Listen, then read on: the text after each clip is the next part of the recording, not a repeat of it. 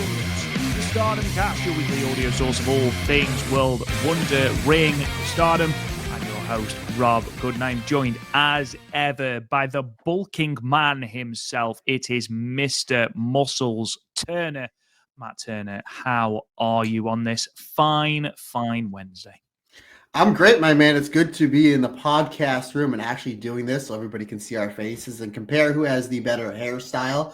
That might be the old time limit draw on that one, but TLD, absolutely the old TLD. No, brother, I'm fantastic. Just exciting stuff going on here in the world of Joshi wrestling with some great Stardom wrestling. Obviously, we talked about Marigold, and this weekend, my man, Mike Tyson doing a little fighting with one Jake Paul. So I'm excited to see that. I know last time we had a little bit of comic talk talking about Venom. I was just wondering, do you watch the DC shows on CW by chance?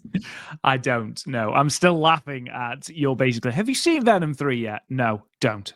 Right. I know you didn't. Okay. No. I'm just Brilliant. saying what I was getting to, the Superman and Lois show has been fantastic. I know it's on its final season, but yeah, it's been really, really good. I think there's only 3 episodes left, and then that's the end of that. But the last episode was terrific. And anybody that is a DC or super, as I drop my pen, anybody that's a DC Comics fan or a Superman fan, I highly recommend the Superman and Lois show on the CW. Not a paid sponsor of the show, but maybe they should be.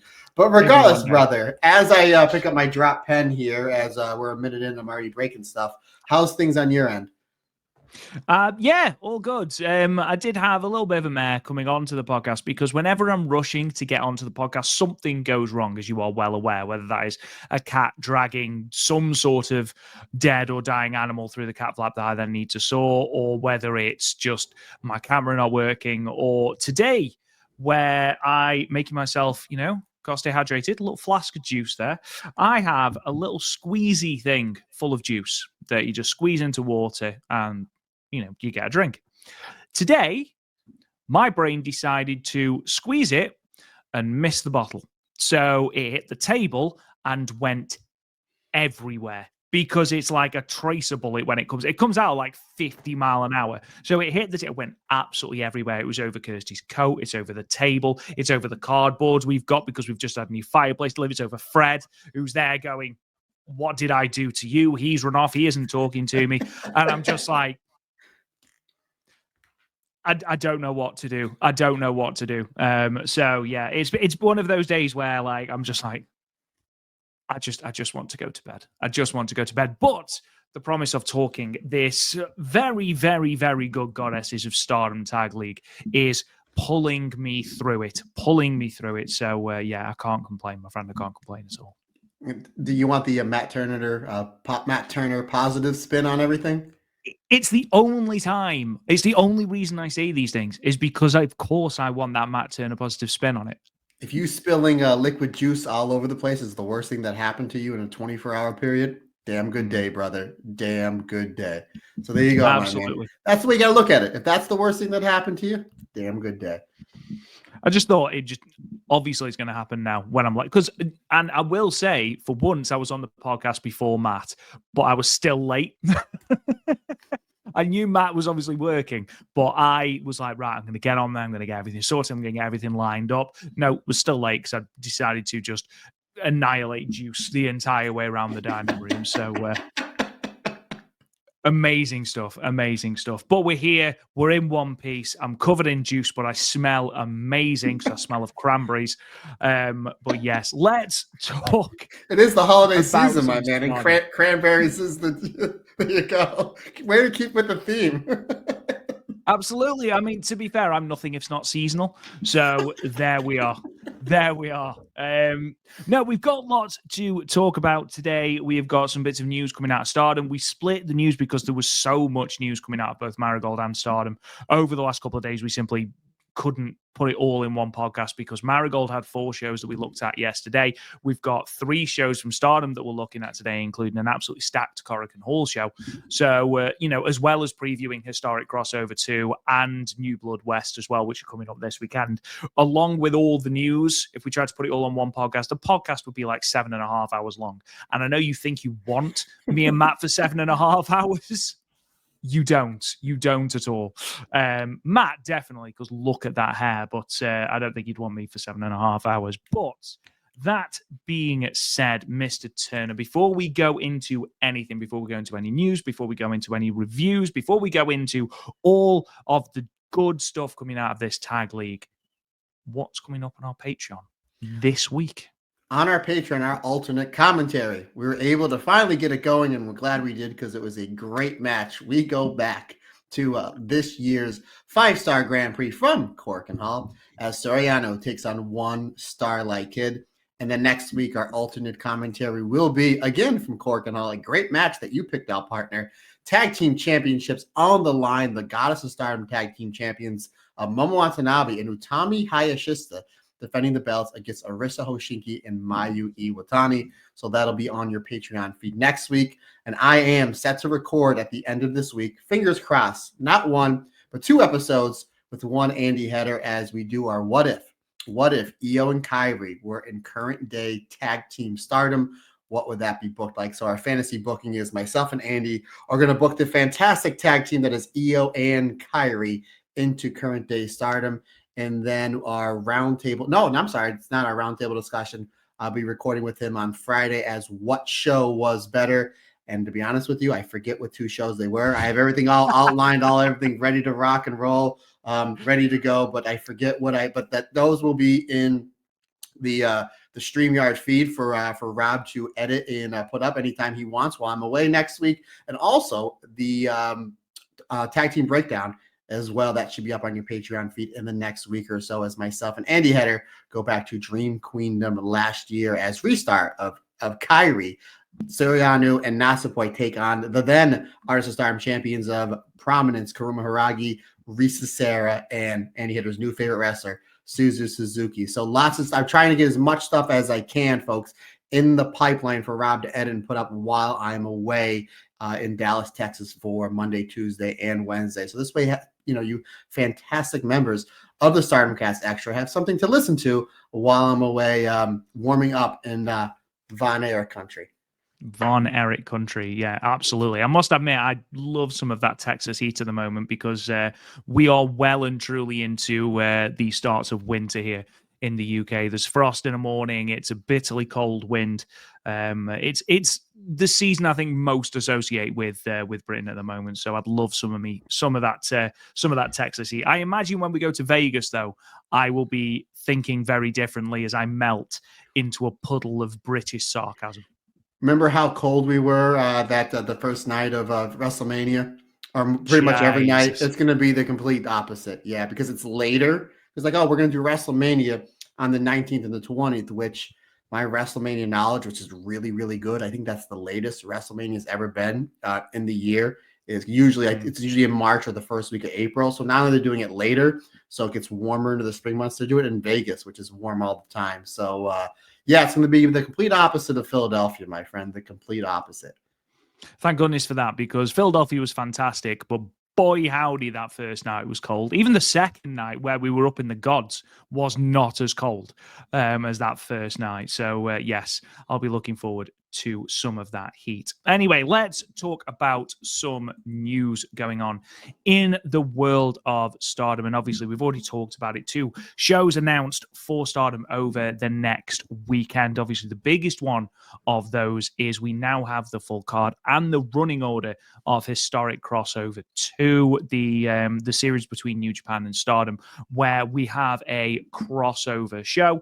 And Matt, I'm just going to read through this card and let me know what you think about it, because I know there has been some chat in regards to New Japan's participation on this show, and we've sort of discussed it a little bit, but going on to it, the pre-show match, which I believe is going to air free on YouTube, we'll see Hanako and Aya Sakura take on Sayaka Kurora and Rana Yagami. We open the main card proper with a tag team match, and this is going to be brilliant, by the way. Tam Nakano and Shiori Ano of Cosmic Angels taking on the God's Eye team of Shiori and Tomoka Inaba. That is going to be fantastic, and what a way to open a show. 6-woman tag team match, Neo Genesis, Azumi, Miyo Amasaki, and Mei Seira taking on the hate team of Konami, Ruaka, and Rina.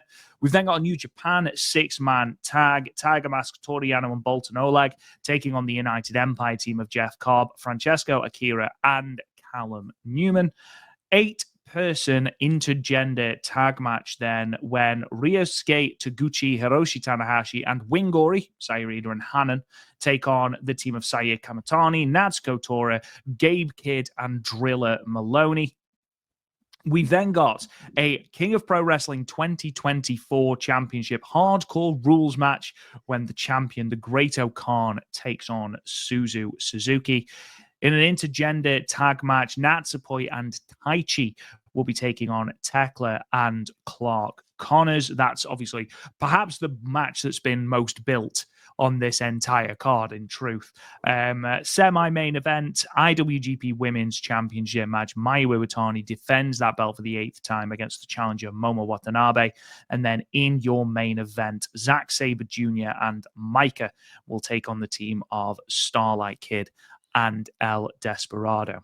Now, Matt, obviously there are some real positives to take from that card. As I mentioned, lots and lots of Stardom participation. In fact, the only names there that you really look at and go, why are they not on in terms of Stardom, are Koguma, Hazuki, and Mina Shirakawa. Everyone else is getting a spot. And for the likes of Aya Sakura, Sayaka Kurora, Hanako, people like that, Ron Yagami, it's a good chance to wrestle in front of what will inevitably be a bigger crowd. That opening match, Tam Nakano, Sioriano versus Siori and Tomoka Inaba. If they're given even 10 minutes, 11 minutes, that is going to slap. That's going to be great. The main criticism, and I think it's a fair criticism, is it is incredibly light in terms of New Japan talent. You have got none of LIJ, no Naito, no Suji, no Shingo, no Hiromu, no Bushi. You've got no one in terms, no one that's a surprise, really. You got no Taiji Ishimori. You've got very much Bullet Club War Dogs. And that feels like that's it. Aside from Zack Sabre Jr. and Despy, that's really it. And it does sort of feel like Stardom have put everything into this, and New Japan have just gone, we're not giving you these, okay? Just hold your horses. Sonata has just had this massive turn at Power Struggle, not on the card. It feels very half-arsed from New Japan. And I know that there are some whispers online, I don't know how true, obviously, it is, but that New Japan, or at least the bookers of New Japan, had no interest in doing a second one of these. And when you look at the first one, when you compare this card to the first one, where you got the Great Muta match, Okada was on the show, Naito was on the show, Tanahashi was on the show. I know Tanahashi's on this show. You had Shota Umino. None of the pillars, by the way, the aforementioned 4 Musketeers are on this show. No Shota Umino, who was challenging Zack Sabre Jr. at the Tokyo Dome. He's not on this show. No Ren Narita. No, as I mentioned, no Yota Tsuji. No David Finlay, who's the global heavyweight champion. It just feels very much like this is a half-arsed card from New Japan. From a Stardom point of view, brilliant. Some really good matches. I'm really disappointed in the New Japan side. Rob, obviously, as we're recording this, we're a few days away, and obviously cards subject to change. You could put a last-minute match on there. I'm just saying, we like the fantasy book a lot. You said that Shingo's not on this card, and neither is Hazuki. Just saying. Just saying, brother. I'm just saying. Hazuki never open weight challenge. I think we're all up for that. There you go. Or you can do Shingo and Hiromu versus FWC. Who doesn't want to see Hiromu doing the bear dance and then Shingo and Hazuki beating each other up? Like, come on. Absolutely. Come on. No, in all seriousness, yeah, you're absolutely right. Considering the fact of how great the first historic crossover show was and did, I think it was like 7,000 people. That this one is just kind of looking 102 at the Ariake Arena. It's to this point, obviously, easily Stardom's highest attendance, even if it was a cross promotional show. But who was on the main event? What was the best match on that show? Mayu Iwatani and Kairi, easily as well. And what else do you remember about that show? Micah throwing around Tanahashi. So there you go, folks. There you go. Yeah. Well, that's the thing. There's no Goto. There's no Yoshihashi. There's no IWG Junior Heavyweight Tag Champs. It feels it lacks any sort of glamour on the New Japan side. The sad thing about it is New Japan right now is as hot as they've been since post COVID, and considering the fact this year that they have no Ospreay, no Okada, they're over in AEW. Obviously Ishii and Tanahashi, they're getting up there in years. They're doing a great job refreshing the roster, and again, this is the best they've been and in quite some time, in 4 or 5 years, and they've been on a tremendous run from like 2012 up until COVID hit. So it's like it would be nice for them to, put a little bit more effort into this card to not only help themselves out, but help Stardom out, because Stardom's on a roll as well. We made mention before we hit the record button that from what we understand, Sumo Hall, all the Sumo box seats are already sold out with one match announced for Dream Queendom, which is amazing. And we'll talk about these attendance numbers when we get to these shows, but they're just absolutely crushing it. So it's like you're both run by Bushi Road. You're both under the same umbrella. Why wouldn't you just help each other on this show? So yeah, I completely agree with you and just about everybody else I talked to that as far as the New Japan side of the card, it's a little bit weak, right? It's a little bit weak. They could have put a little bit more effort into it. And again, the rumor that you heard and I heard, again, it's just a rumor. We haven't had any clarification, is New Japan was just like, whatever. Like they were just, it is what it is.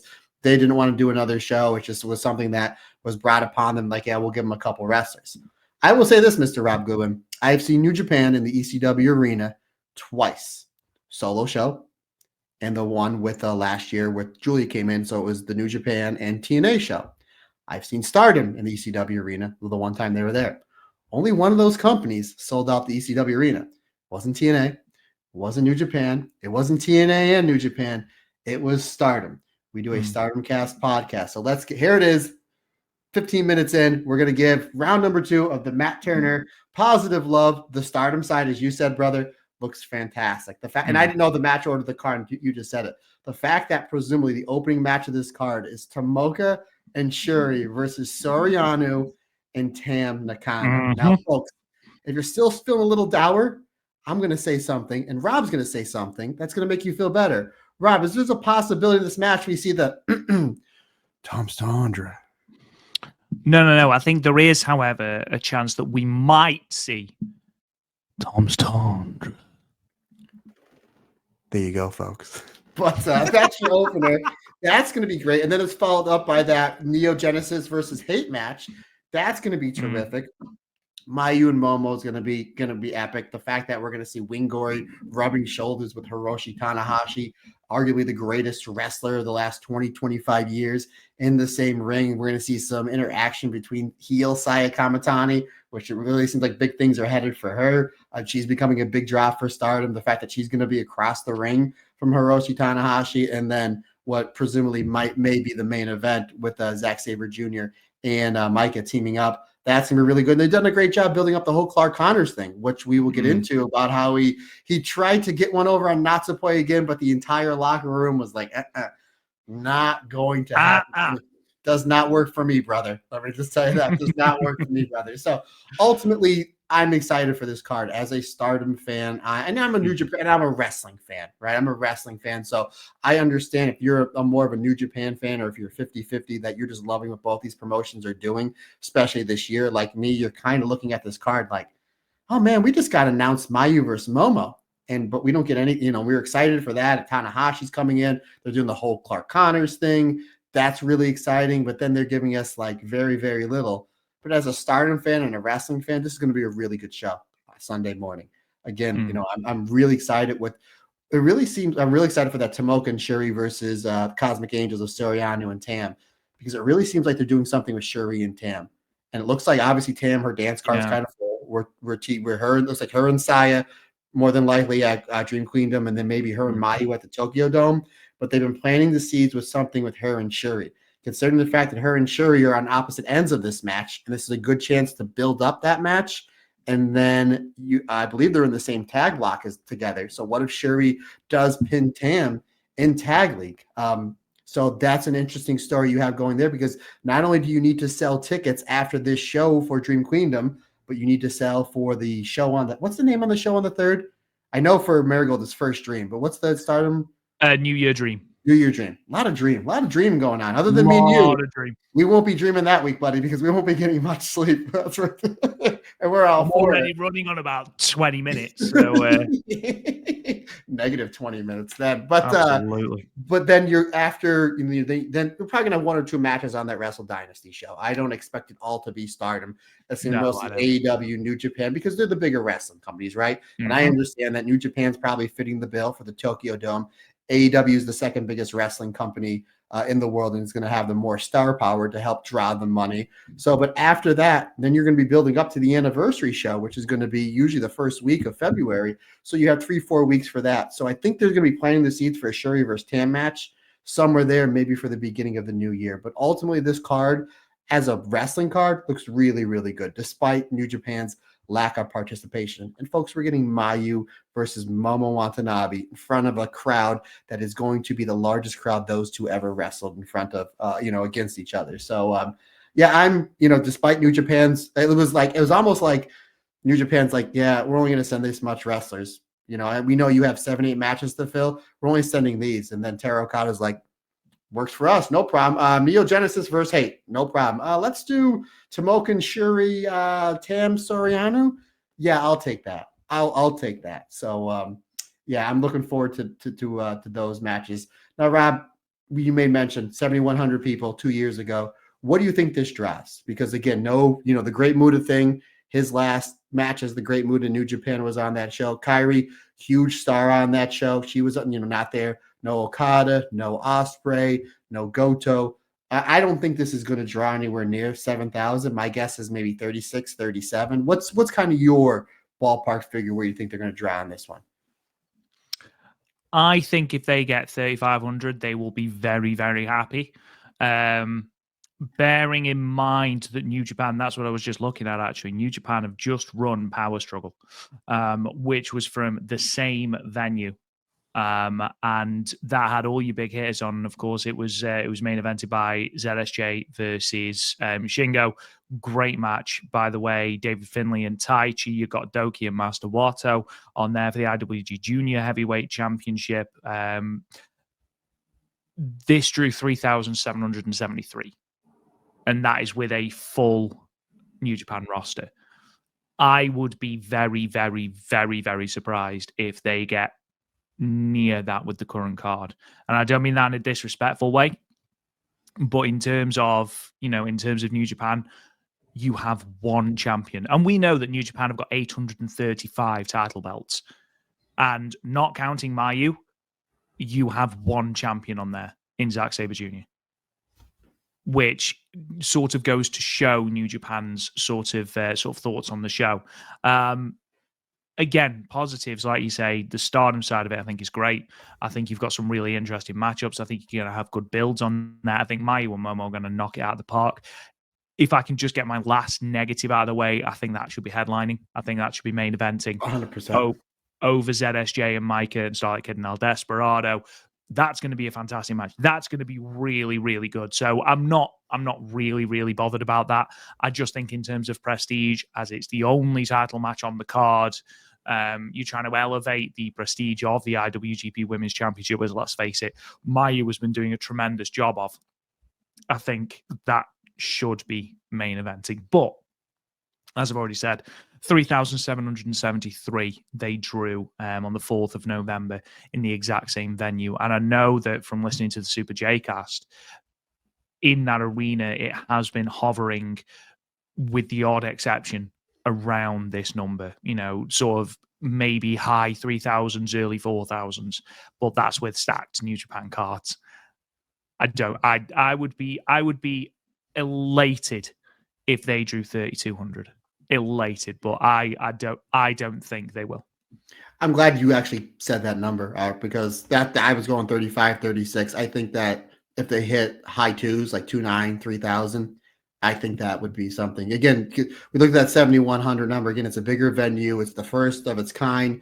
Again, New Japan had more stars. No disrespect to the current roster now, but obviously Okada, Ospreay, Kairi. I love me some Momo Watanabe, but as far as star power goes, Kairi, in that main event with Mayu. So Yeah, good point out. So yeah, I'm gonna bump my number down just based on what you said, partner. I'm glad that you gave me those numbers because me and you are very much we're numbers guys because we always say wrestling's subjective. You can like what you like, but the numbers don't lie. So Numbers we don't always like lie, to yeah. look at numbers. I want to say, 2.9 or 3,000. I think is probably the number that they're gonna get. Yeah, and what will be very interesting is worth noting as well that don't forget, Stardom are basically an official subsidiary of New Japan.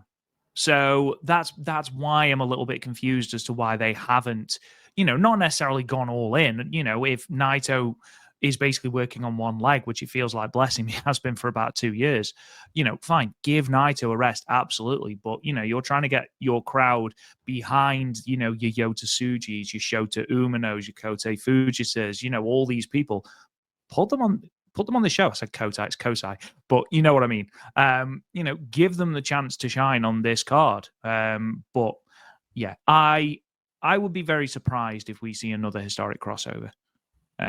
Because I think New Japan made it glaringly obvious their thoughts on this. And if we're going to be having Wrestle Dynasty or Wrestle Dynasty, depending on how you say it, as your sort of a staple of Wrestle Kingdom Week, which seems to be the branding that we seem to be going for, that is your crossover show. It sort of negates the point of having historic crossover a month and a half prior to that. Rob, I think they can do a historic crossover 3 just with Stardom, Sendai Girls, and AEW. And AEW, because again, as we're recording this on Monday, guess who's coming back tonight to AEW?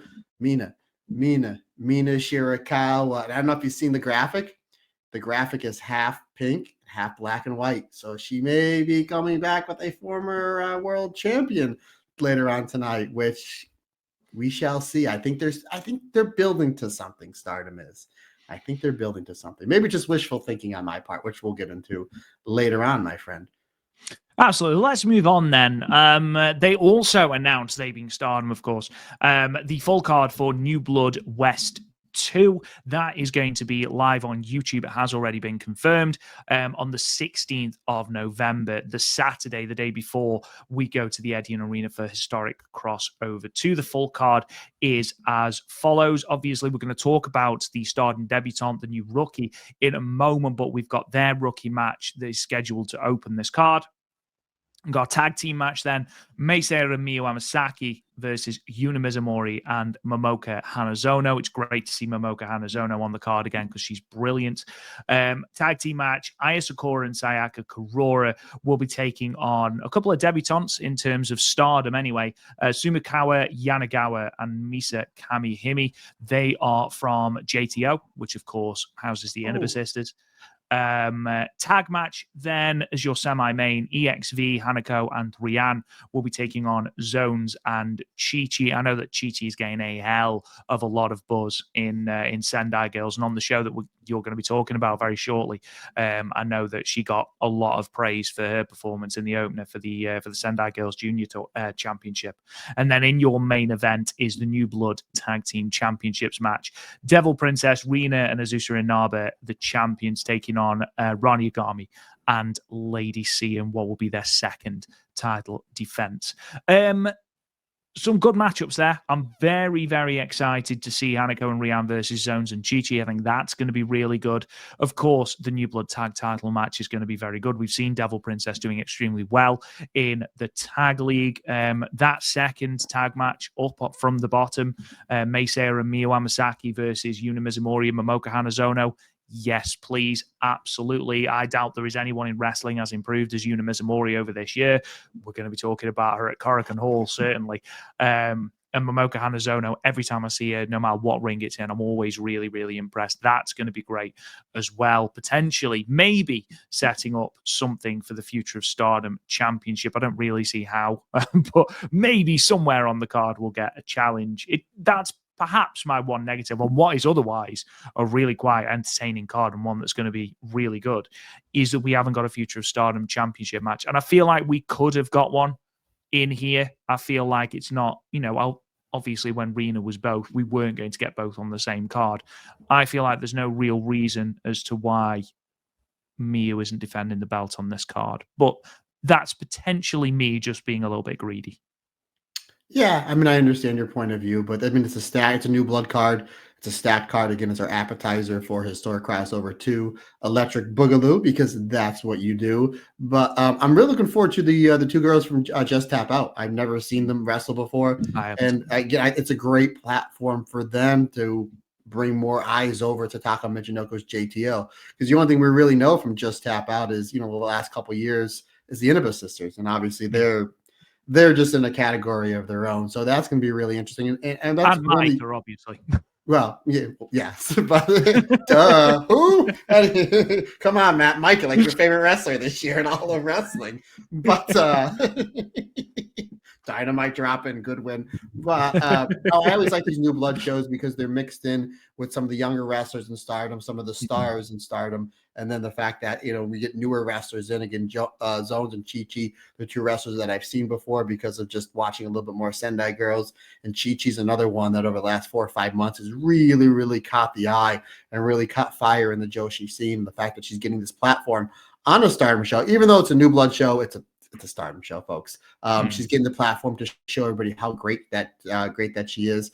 And then you're putting a tag team championship match on as the main event with Azusa and Rina just absolutely crushing it in tag league. And now they're going to have a bigger spotlight on them on this show because they're going to in the main event, a longer match, probably in a match, for some championship. So I'm really looking forward to this show, my friend. Really looking forward to this show and these shows this weekend. Yeah, they're always really easy to watch, the new blood shows, and it's always a good way of being exposed to new talent. Obviously, this is the first time we've seen Zones and Chi Chi in a while in Stardom. I don't think Chi Chi has been in the company since 2023, I think. So it's excellent to see her. It's obviously the first time the new blood's been back in Osaka since November 2023, and that's when Chi Chi was on the card. I remember now. But yeah, so obviously, we seem to be setting up two different, or we seem to anyway, two different Future Stardom title matches for Miyu, and Hina is one of them, and Hanako appears to be one of them as well. Hanako is obviously in the tag match. Hina's not on the card, interestingly. We know that Hanan is going to be on the card. Rina is on the card because she's in the main event.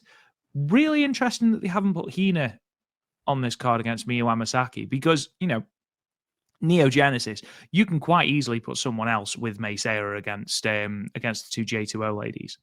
J2O is a drink. Oh my god, my head's all over the place.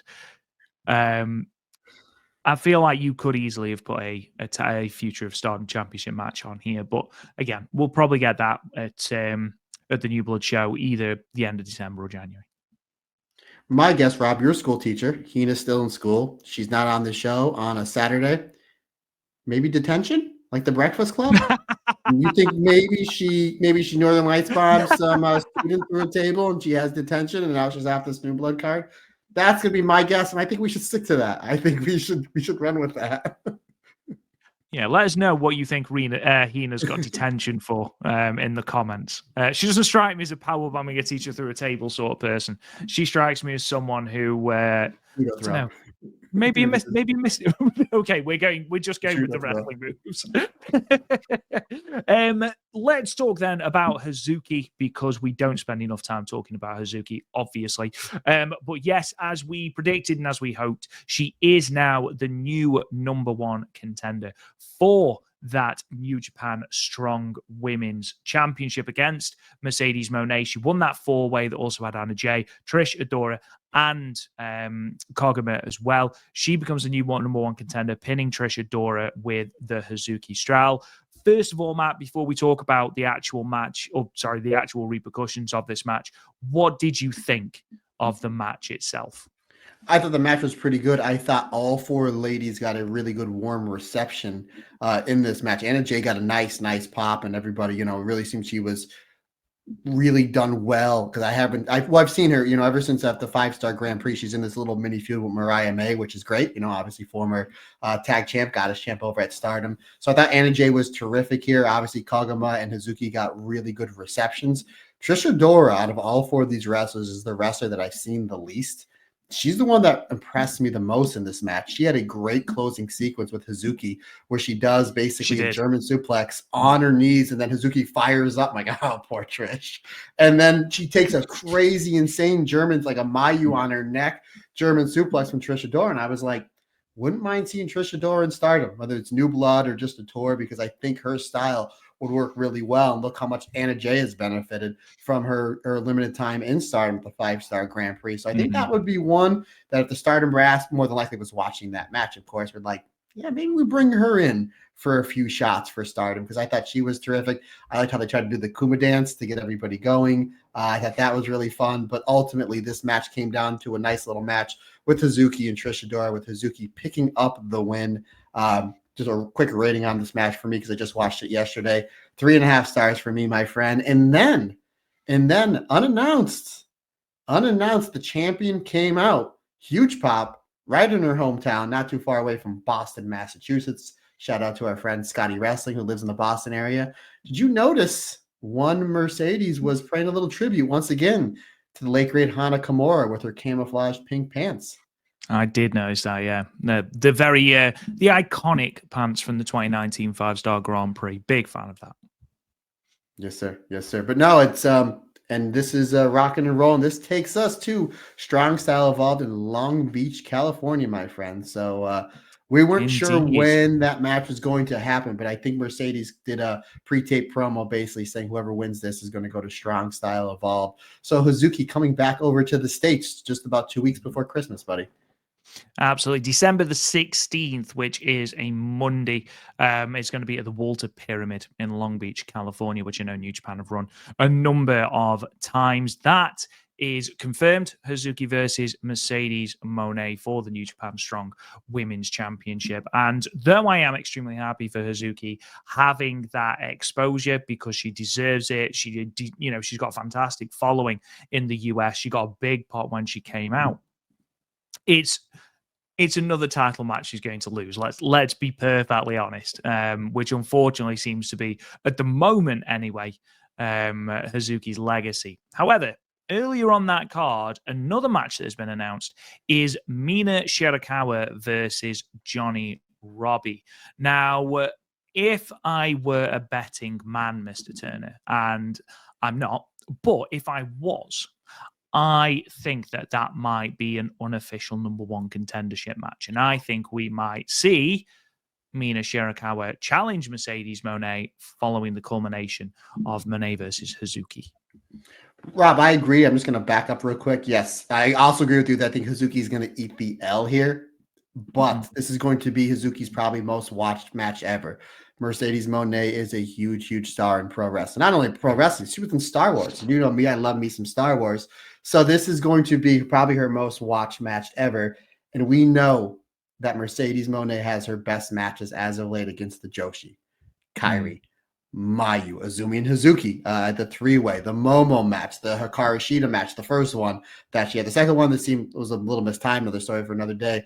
Mercedes Moné is all about having great matches. I think that this is one of the reasons why Hazuki won this match is who is she going to get a great match out of? She would have got a great match out of any of these three great competitors, but it's Hazuki, folks. If this is your first time on this, listen to Stardom Cast, hello, welcome. We love us some Hazuki. We call her the People's Champ. But this is going to, even though with a loss, she's going to get over more because they're going to have more people watching her. And it's the main event. They made an announcement. I think New Japan made the official announcement, I think yesterday.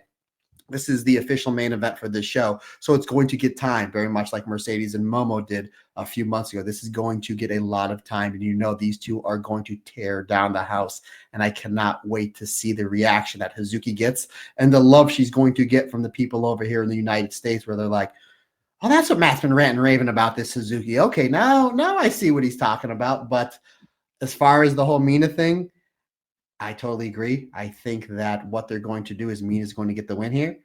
Mercedes is going to get the win here. Mercedes, about a month or so ago, was talking about how at the end of the year, she's looking to do an extended tour of Stardom / New Japan. I think this sets up Sumo Hall. I think this sets up either Sumo Hall or the show on the 3rd. I think, because again, you need to be building all these matches. I think Mercedes is going to have a match on the 5th, maybe even the 4th. I know the Tokyo Dome, Wrestle Kingdom, it's more than likely going to be an all-men show, but if you want to drop tickets, you can do a Mercedes match there. I know she's going to be on that show in Wrestle Dynasty. She's going to be one of the biggest stars on that show, but she's going to be defending the TBS championship on that show because it's AEW, right? So that I understand. But if she's going to be over here, her and Mina have been teasing matches back and forth. Mina is either on her way or already there in AEW as we're recording. Maybe they're starting to talk about how they go about this, starting to film vignettes. Seems like Mina is going to be in the States quite a bit, and they've been building her return up the last 2 weeks on TV. Why not go there? Mercedes wants to wrestle Mina. Mina wants to wrestle Mercedes. Mercedes wants to come back to Stardom. This is a big, big venue. Why not do it here? I think not only does it set up Mercedes versus Mina, but maybe this is wishful thinking to me. This sets up Dream Queendom. And one of the many reasons why I say that, Rob, is when we've been getting after the 5-star, we're like, okay, we think we know where we're going for Dream Queendom because that's your next big, big, big show. It's like, no, we're giving you Tam and Micah right now. Like, okay, I was going to wait for it, but sure. Tony Storm comes back. Are they doing it for Queendom? No, we're giving it to you in November. So like, if we have all these chips in play, but instead of waiting to Dream Queendom, we're getting them, soon, and they were all great, and they all drew, and they all did great business for Stardom. They must have something big up their sleeve for Queendom. This might be one of them. Again, looks like Saya Tam. Looks like Natsupoi Starlight Kid. Fingers crossed. Looks like Azumi versus Mayu. Fingers crossed. Why not do Mina Shirakawa and Mercedes in Sumo Hall, buddy? I think this is where it's going to happen. Again, maybe just wishful thinking. I'm 1 for 1. I said Tam and Saya. I think that's going to be your main event for Queendom. Yeah, agreed. I'm on a roll, buddy. Let's go 2 for 2, 2 in a row. I think they're going to do Mercedes and Mina at Dream Queendom. Watch, it'll get announced in about 20 minutes that they're going to do it at like Sendai Pit or something. No, I am in agreement with you, and I think if we are looking at a card that's got Saya and Tam on top, you've got Poi and Starlight Kid semi-main, Mayu and Azumi, and Mercedes Monet versus Mina Shirakawa. Because I do agree with you. I don't think they hold off till the 3rd. I don't think they hold off till the 5th because I agree. I think that she'll do the TBS title there. Should she still be TBS champion? I think it makes sense to draw tickets to Sumo Hall. And actually, I initially wasn't a fan of burning through Micah's title shot so soon after the 5-star. And actually, the more I've thought about it, because, you'd have that main event locked in and you'd sort of be looking forward to it. And actually, this has freshened it up entirely. We are, just over a month away from Sumo Hall, and we've got nothing official at all for that card. But I'm not panicked about it. It's not a case of they have got to start working towards matches. We know where we're going. It's just not been announced yet. And actually, this sort of freshening up of the way we do things. I mean, New Japan have followed the exact same structure with that by doing Zack and Naito at Sumo Hall for King of Pro Wrestling, not waiting till Kingdom. So I'm a big fan of this. January 4th, they've announced the full card and no Mercedes on it. So I think you're right. I think it's Sumo Hall. I think Mina and Mercedes. I think Mercedes will probably retain, if I'm being perfectly honest. Mm-hmm. And I think Azumi will dethrone Mayu. But that's another podcast for another time, because I'm sure we'll be doing a live review of Dream Queendom as we have done for the last 2 years. So hell yeah. But yes, all in all, really good for Hazuki. I love the fact that she's had the match with Momo Mercedes. That was the main event at Capital Collision. We have the main event now with Hazuki. It at Strong Style Evolved. It gives them that platform. It gives them that exposure. And, we know how good these wrestlers are. We do a podcast on them. We watch every show, whether it's, 140 people in Osaka or whether it's 3,000 4,000 people at Sumo Hall. We watch every show because we do a podcast on it. I think it's going to be good for other fans to see how good these people are, how good your likes of Hazuki are in the clutch, in those championship matches. So very, very excited for that. Moving on then, Matt, we had Sayori Ano at a Sendai Girls show where she began the retirement road of Meiko Satomura, or at least a singles match in that retirement road. I've heard lots and lots of good things about this match, which I think probably surprises very few people that this was a good match. Meiko Satomura obviously getting the win, but huge props to both Meiko and Soriano, whose performance has, I've seen people say that it surpassed her Stardom performances, which I find hard to believe because she's been fantastic in Stardom. But Matt, what did you think of this match? I'm just looking at I just watched this last night. I'm looking at my notes real quick, and I'm not going to go through everything, but this Mugen partner, you know me, this match starts off with a lot of streamers.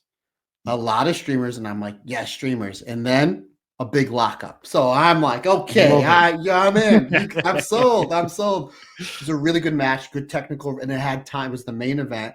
And I know it was a packed house. I know Sendai Girls doesn't like to announce how many people were in the crowd, but it's a packed house. They were loud. They were really into it. I didn't get a chance to watch the rest of the show, which I really, really want to see because the rest of the card looked absolutely fantastic. And I heard nothing but great things about the show. It was great technical wrestling back and forth. Soriano worked the Fujiwara armbar really good, which we really don't see her do that often. It was basically her speed against Meiko Satomura's, her strength of the kicks.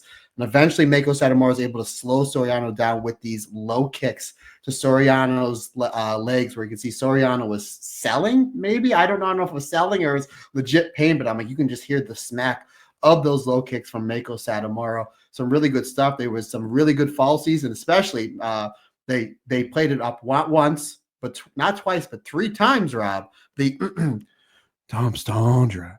So she tries for it once. Stop it. Oh, 3 times. The first time it gets countered with a backdrop. The second time she actually hits the Tom Stondra for a 2 count. And then my Gorilla Monsoon reference. You okay, buddy? You're my Gorilla Monsoon reference of the day. Just give me a minute. Let him breathe. My Gorilla Monsoon reference of the day is she goes to the well once too often, goes for the Tom's Tundra a 3rd time, and Meiko Satomura properly kicks her in the head. Really great stuff back and forth. There's a great Potter ring almost finished. Some great suplexes back and forth. Meiko Satomura is dropping Death Valley Bomb after Death Valley Bomb on Soriano. Soriano just keeps fighting out of it. It reminds me of those 2 Kairi matches that she had in Stardom. One went to the time limit draw, and then the one where she eventually defeats Kairi for the red belt, where like Kairi just won't stay down. And Meiko's just bomb after bomb after bomb, and she won't stay down. That's the way it was with Soriano, and Soriano is getting a lot of praise from the crowd. They want to see her fight back. She fights back, only for Meiko Satomura to hit her not with 1, but 2 scorpion kicks. The way she comes down, like she hits the first one on Soriano, I'm like, oh, that was pretty good, but the Death Valley Bomb looked more brutal. And then Meiko Satomura, I don't know if she called an audible, was like, nah, let me go for it again. And then hits the second one and just crushes poor Soriano's head. The 1, 2, 3, fantastic match, 4.25 stars for me. I thought it was terrific. And I'm going to make another point. And again, maybe this is me just wishful thinking or me being greedy. There's a promo back and forth between the two that was put all over social media that basically said that Meiko Satomura said, I'm retiring in a few months, but Soriano, if you want another chance at this, let's go. Basically saying, let's keep fighting. Let's keep fighting. If we have learned nothing from Soriano and her time in Sendai Girls this year, these matches, especially Miko Wada, are not a one-off. I'm going to say, again, wishful thinking, Soriano, Meiko Satomura, Dream Queendom. Stop it.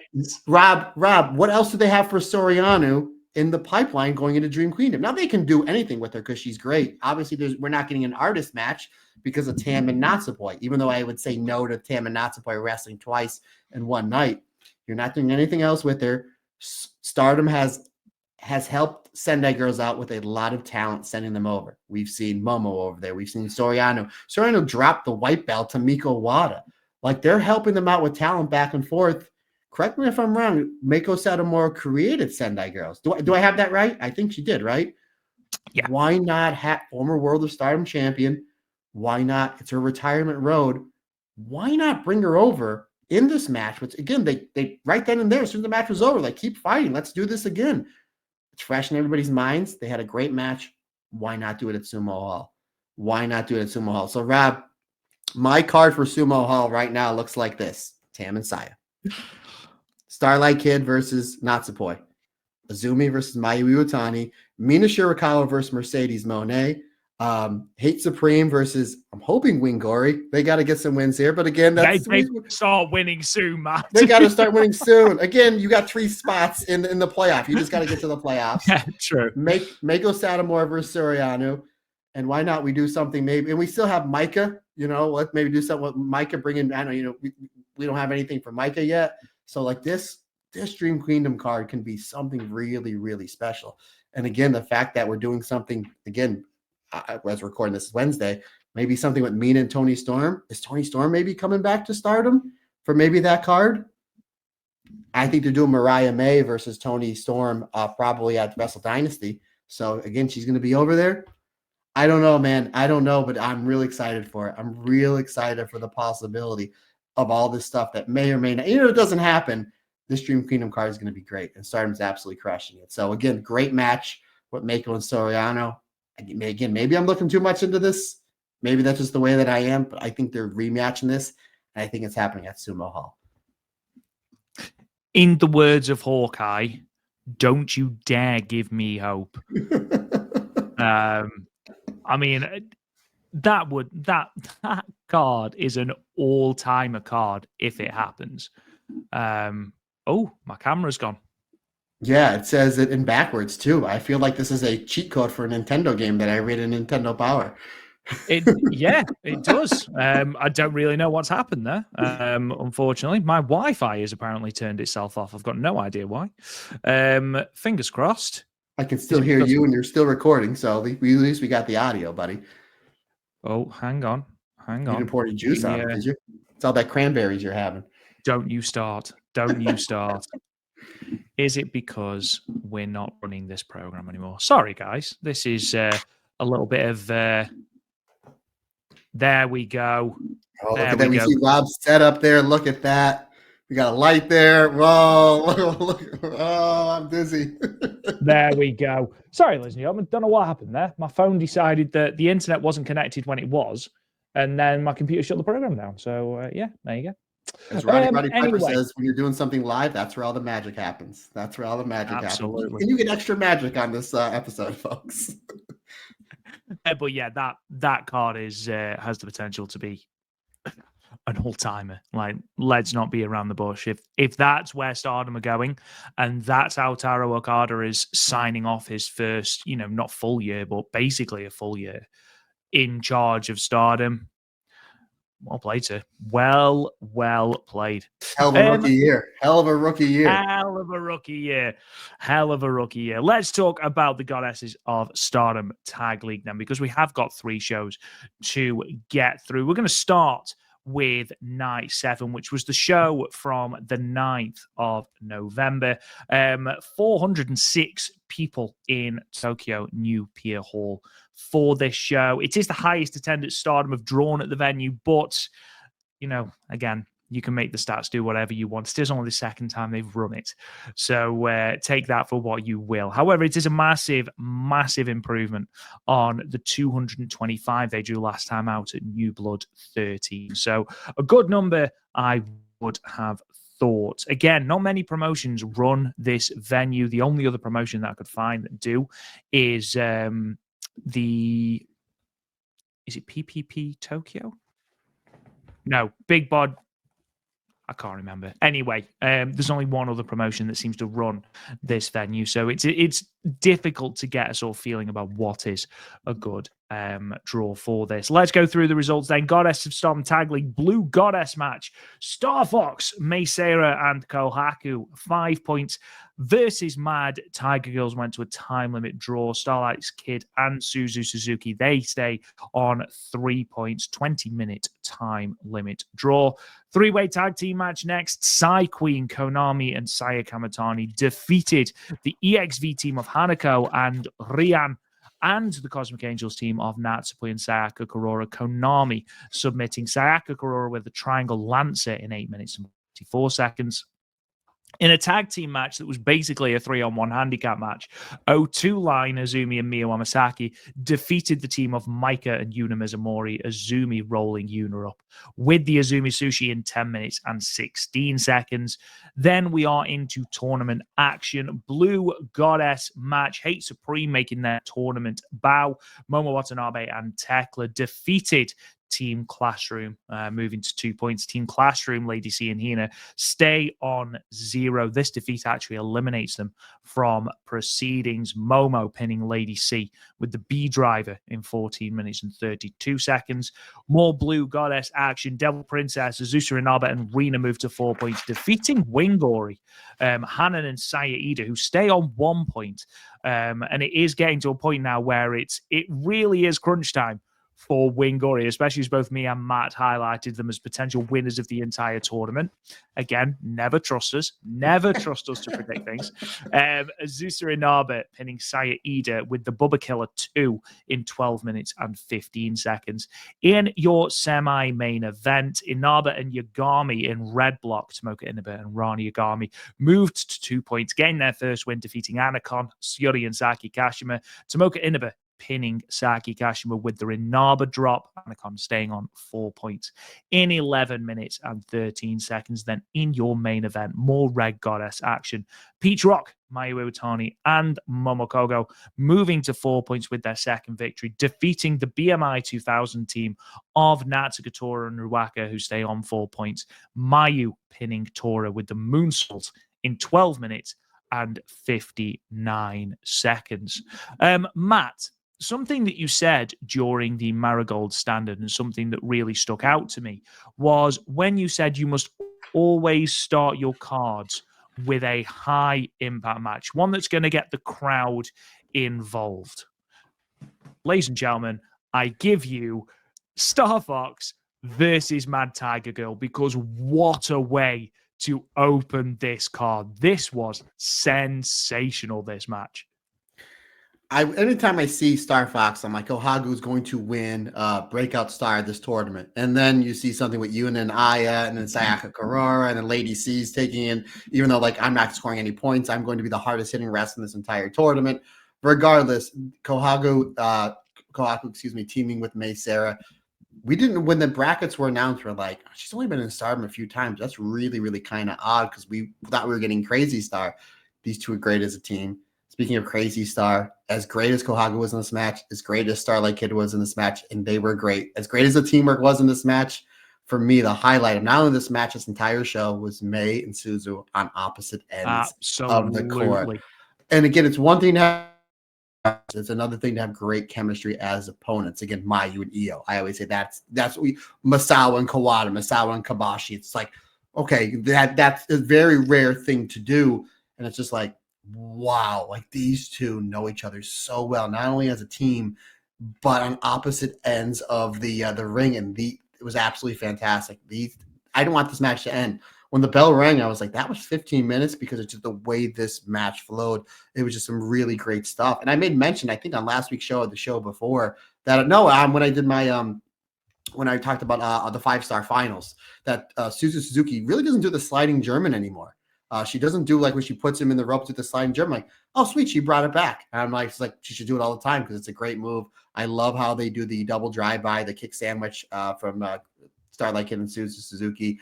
Again, Kohagu and Starlight Kid, they work the high-speed style, darn near perfect. Excellent stuff there. But yeah, that ending sequence with just May and Suzuki was just absolutely breathtaking. And again, most of these factions have an even number of wrestlers, so this way you know where to team things up. And if this tournament is like her audition to be in Neo Genesis, I'm all for it. We always say maybe Stardom should stop signing certain wrestlers because the roster is getting too big, except for the Inaba sisters. This might be another exception to the rule, partner. This may be an exception to the rule, because 1, she fits in great. 2, she's terrific. 3, Star Fox, great name of a team. Great name of a team. This is, again, I cannot wait when we wrap all this tournament up in a bow to see where your top 5 matches are, because it really is getting jumbled. And this one might be 5 or 6 for me. This is 4.25 stars. This was terrific. Again, great way you want to start off your show as a hot match. And what Stardom has been doing is every match, if you're not a subscriber to Stardom World, they give you this match for free on YouTube, which then as soon as I give it to our friend Allison Danger, which Allison did tell me, I think she's going to Switzerland for the holidays because that's where her husband's from. Keep in mind, remember Allison's husband was tag partners with Claudio. So, but she's going to be back on the show every time that I see a barn burner opening of a match that Stardom gives away free on YouTube. I send it right over to her, and she's blown away by what she's seeing in the tag division in Stardom. Great way to start the show and to set the tone off for the rest of the show for the crowd. 4.25 stars for me, partner. Yeah, 4.25 stars for me as well. This was easily match of this night, certainly. And I thought for a long time that this was going to be match of this run of shows. Step Up Winggori versus Sakura Demon. But we'll get to that very, very shortly. We move to the three-way tag then that sees the Cosmic Angels team of Natsupoi and Sayaka Kurora, Sai Queen, and then Hanako and Rian. Couple of things to note. Rian had brand new hair, which was quite nice. But most of all, Natsupoi wearing the Kairi gear. That was really good as well. Otherwise, Matt, solid undercard match. My first no, partner, is Natsupoi in the Poi Ritz gear. You're better than that. I don't know if I am. That's a lot of critics, buddy. It's a good day for me. Yeah, this is really an excellent match. It's basically you're just highlighting Sai Queen because you're in the middle of this great tournament. You have 3 different teams where Sai Kamatani and Konami are the only ones that are actual teams in the tournament. So you basically just want to build them up to make them look good. Hanako, I thought, was terrific here. Really great work with all these wrestlers.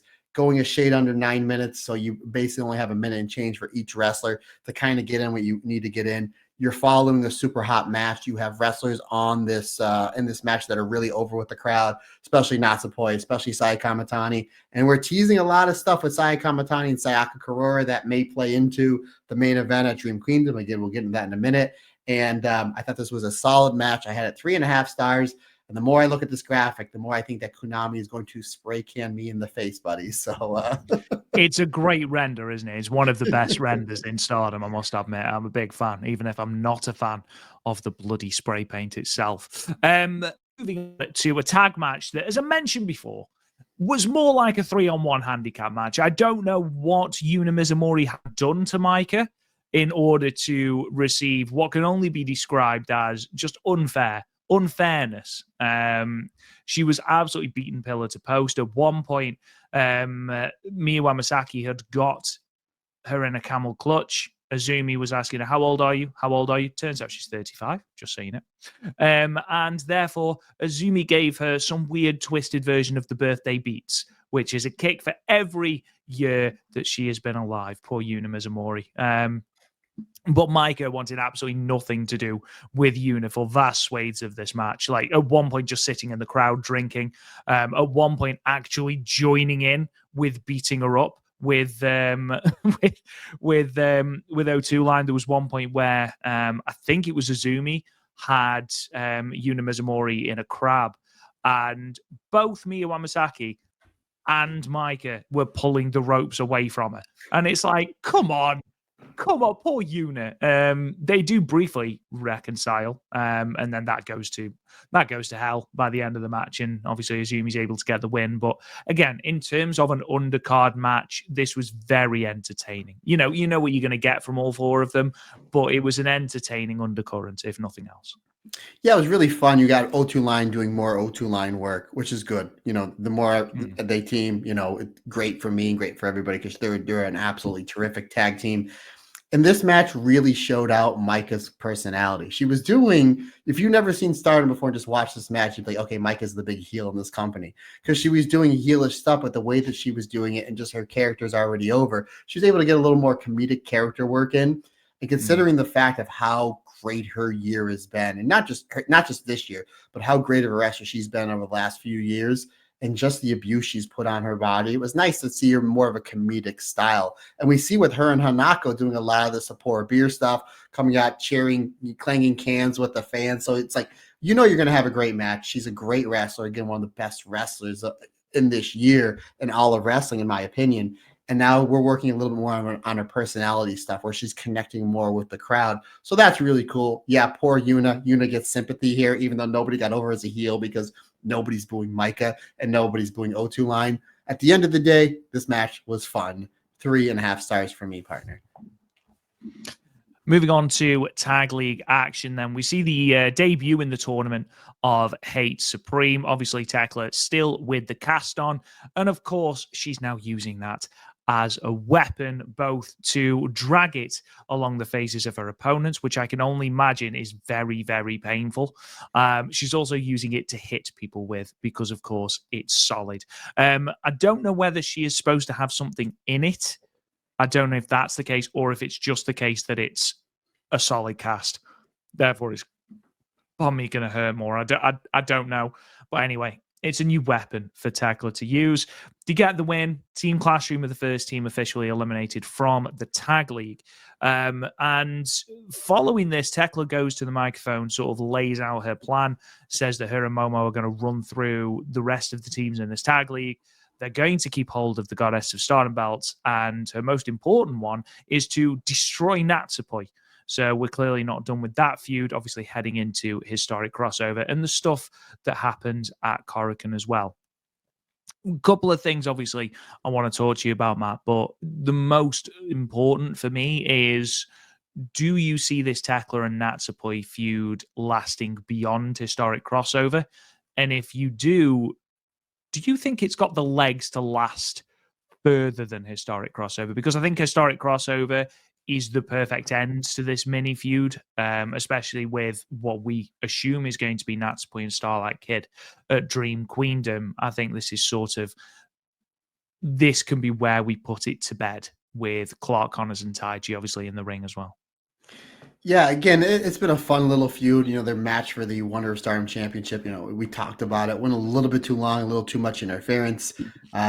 Didn't get over to the way that they wanted to. I think that historic crossover is the end of this feud because it's time to move on to Natsupoi and Starlight Kid. I think that's the way they're going. And again, we'll talk about it maybe with a little mix of Rena in there. We'll see where that's going, which I'm all for because Rena's another one on this roster that's having a hell of a year, pretty much like everybody else. Wasn't sure what was going to happen with Tekla with the cast. When she came out with the cast, there's only one wrestler that ran across my mind, and that was the original American Badass Cowboy Bob Orton. Folks, you remember in the 80s, he milked the cast gimmick for so long, and it worked. And it looked like that's like the slowest recovery time for a broken bone I think I've ever seen in my life. And ridiculous. then when they used to do the vignettes where Roddy Piper was telling with the doctor's like, "No, you're clear," and Roddy Piper's like, "No, you're not. You're not a real doctor." Like Roddy Piper's telling the doctor what to do because Roddy Piper is the best ever.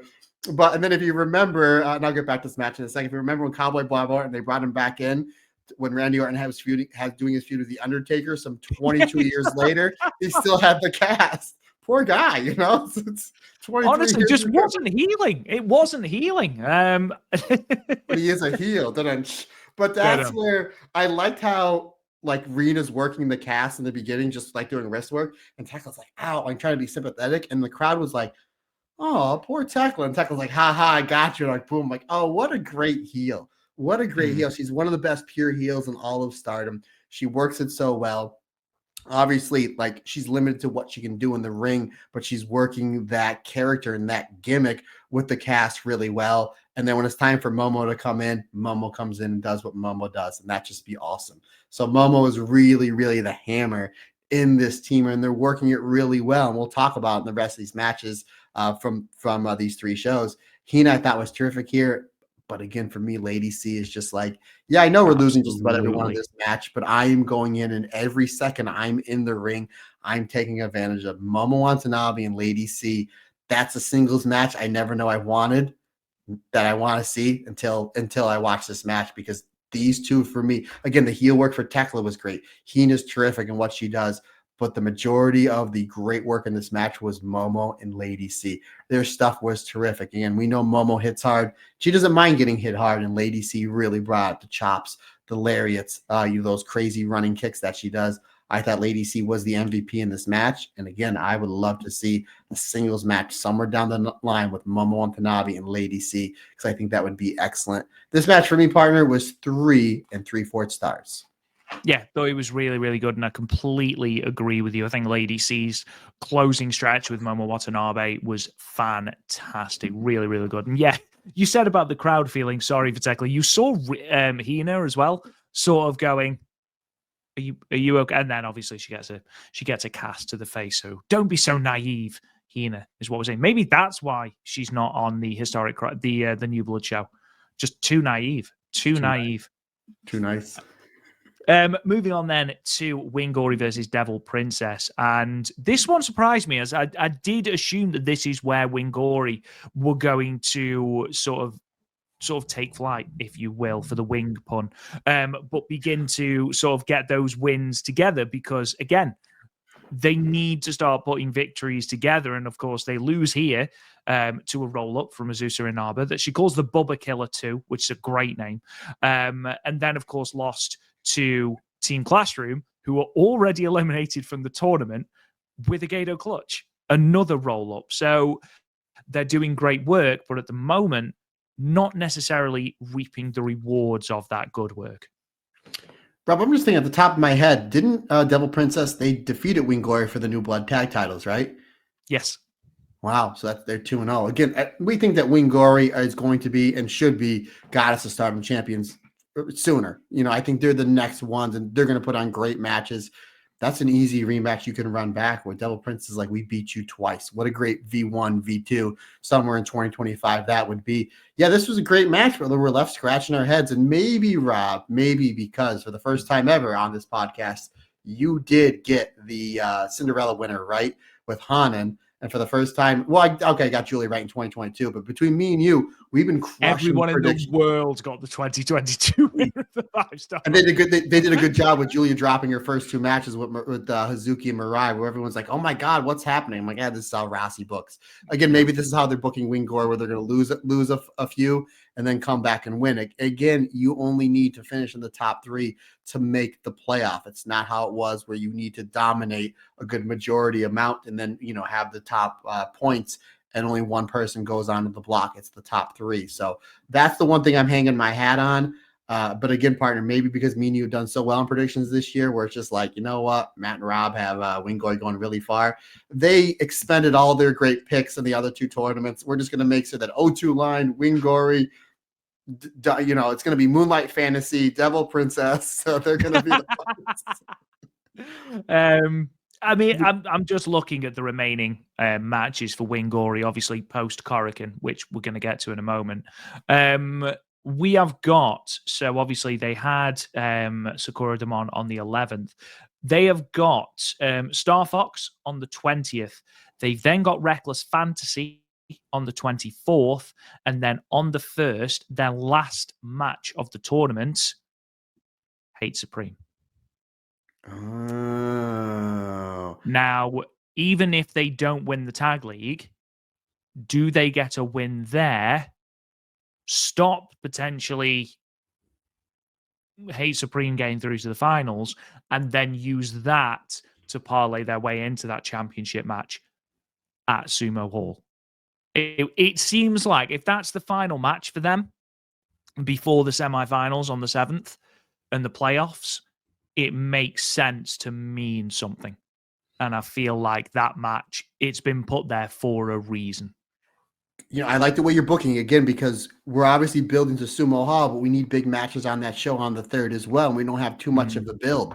Say Winggori defeat Hate Supreme, and then they're like, we want the shot at Dream Queendom, and say FWC wins the tag league. Why not have FWC then go to the 3rd to wrestle, because they won the tag league, and you save it for there. That's a good point. I like that. I like your booking, sir. I like that. I want to see your show. I want to see that show. But getting back to this match was great, very much like their New Blood Championship match was. 12 minutes and 15 seconds. I wish it would have gotten you're almost at the time limit regardless, but I wish it would have got maybe an extra minute or so where they can flush out their. They could have wrestled for 30 minutes, and I would have said it wasn't enough. But they were great here. Obviously, with Rina and Hana being the sisters, they have great chemistry together. Really great stuff there. And then Saida and Tomoka Inaba being the two hard hitters of this match. They played their stuff really well. Winggori just as a tag team, even though they're eating a lot of L's here, I think they're going to sweep the rest of the block. That's just my prediction, which I've been awfully wrong. This tournament, I don't think they're going to lose another match this tournament. Regardless, their stuff as a teamwork has been second to none. And Devil Princess, considering the fact they've only been a team not that long, they're one of the low-key MVPs of this tournament and picking up some really big wins as well. We thought they may have one or two wins just because they're not the FWCs, they're not the Mayu and Momos, they're not Mike and Hanako, they're not the Winggoris, but they're pleasantly doing really, really well in this tournament. Yeah, great stuff with especially with Azusa and Saida. I had this match at 4 stars, my friend. I thought this was terrific, and just another great match in this fantastic Goddess of Stardom tournament. Yeah, you mentioned that exchange between Sairida and Azusa and Naba, and you actually go back. They did almost that same exchange when Winggori dropped the belts to them, and you compared that exchange, that kick and chop exchange, to how they do it in this match, and there's so much more venom behind, especially Azusa's kicks. She's really, really standing up to Sairida in this, and that's a real improvement on her. And I think she's another one that's really, really come into her own as she's been sort of integrated into Hate and into Devil Princess as well. Moving on then to your semi-main event, we got Inaba versus Syuri. Yes, it wasn't for very long, but it was enough for the taste. It was enough of a taste. Syuri versus her protege, and it was so good, wasn't it? Yeah, even the stuff with Rani Yagami and even Saki Kashima upping her game. And I like again, I'm a big tag wrestling fan. I like how they have this tag sequence where Saki Kashima whips Syuri into her opponent. She drives this insane knee, and they do it again, and then she comes off with the code breaker. I like how they do that back to back, where it's a reverse whip. Syuri hits you with the knee, and then the code breaker. Obviously, the code breaker is a bigger move, so you want to end that sequence with the code breaker. But me knowing how hard certain people hit, the more impactful blow for me would be Syuri's knee. I would much rather get hit with a code breaker than Syuri running at me full speed with the knee. Regardless, I don't want to get hit with any of that. I like that tag. I like the tag sequence there. I like how these two are gelling great as a tag team. We've known of like the comedic side of these two, considering the fact of how many times Saki has defeated Syuri in certain matches. And then it's just like, wait, what? And then they had a match a year and a half ago where Syuri had to drag Saki out of, I think it was in the Cinderella last year, where she had to drag Saki out of the back. They've got great comedic timing together. But now we're seeing them being a little bit more serious as a tag team. And I know Andy Header did have Syuri and Saki Kashima, I think even going to the finals of this tournament, because you still have that story with Momo and Tekla that you can tell. And again, what are we doing with Syuri? What are we doing with Saki when it comes to Queendom? Maybe the Konami stuff, we don't know. But regardless, he's got a point there. And they are in contention to maybe make it to the playoffs. So we'll see. I thought this was really, again, great stuff with Syuri versus Tomoka, Syuri versus Rana. Saki Kashima really upped her game in this match and in this tournament. Ultimately, though, it's Tomoka Inaba just way too much for the former low-speed champion, and one Saki Kashima hitting the Inaba drop. This is another 4-star match for me, my friend. Big fan of it, and something that we talk about with that comedic timing. She's so good, Saki, at sort of blending the two. Obviously we only really see her serious side against Hate at the moment because of her ties with Oedetai and what they did to Syuri. But the moment where she gets kicked, I think it's Rani Yagami that proper rattles a kick off the back of a leg, and she sells the back of her leg for about 10 minutes of this match every time she does. And it's quite funny because every time something happens, she immediately turns and even sometimes tries to tag Syuri in without Syuri realizing. And I just love the dynamic between these two. It's so effortless and it's so good. Really, really good. Moving on to that main event then, Peach Rock versus BMI 2000. And something I've noticed in BMI 2000 recently is that they seem to be protecting Ruaka. Ruaka seems to be the one getting the winning falls, with the exception of the Swanton. And it seems to be Tora that's eating the losses. You think about, so it was Ruaka that pinned Azumi. It's Tora that had the pinfall here.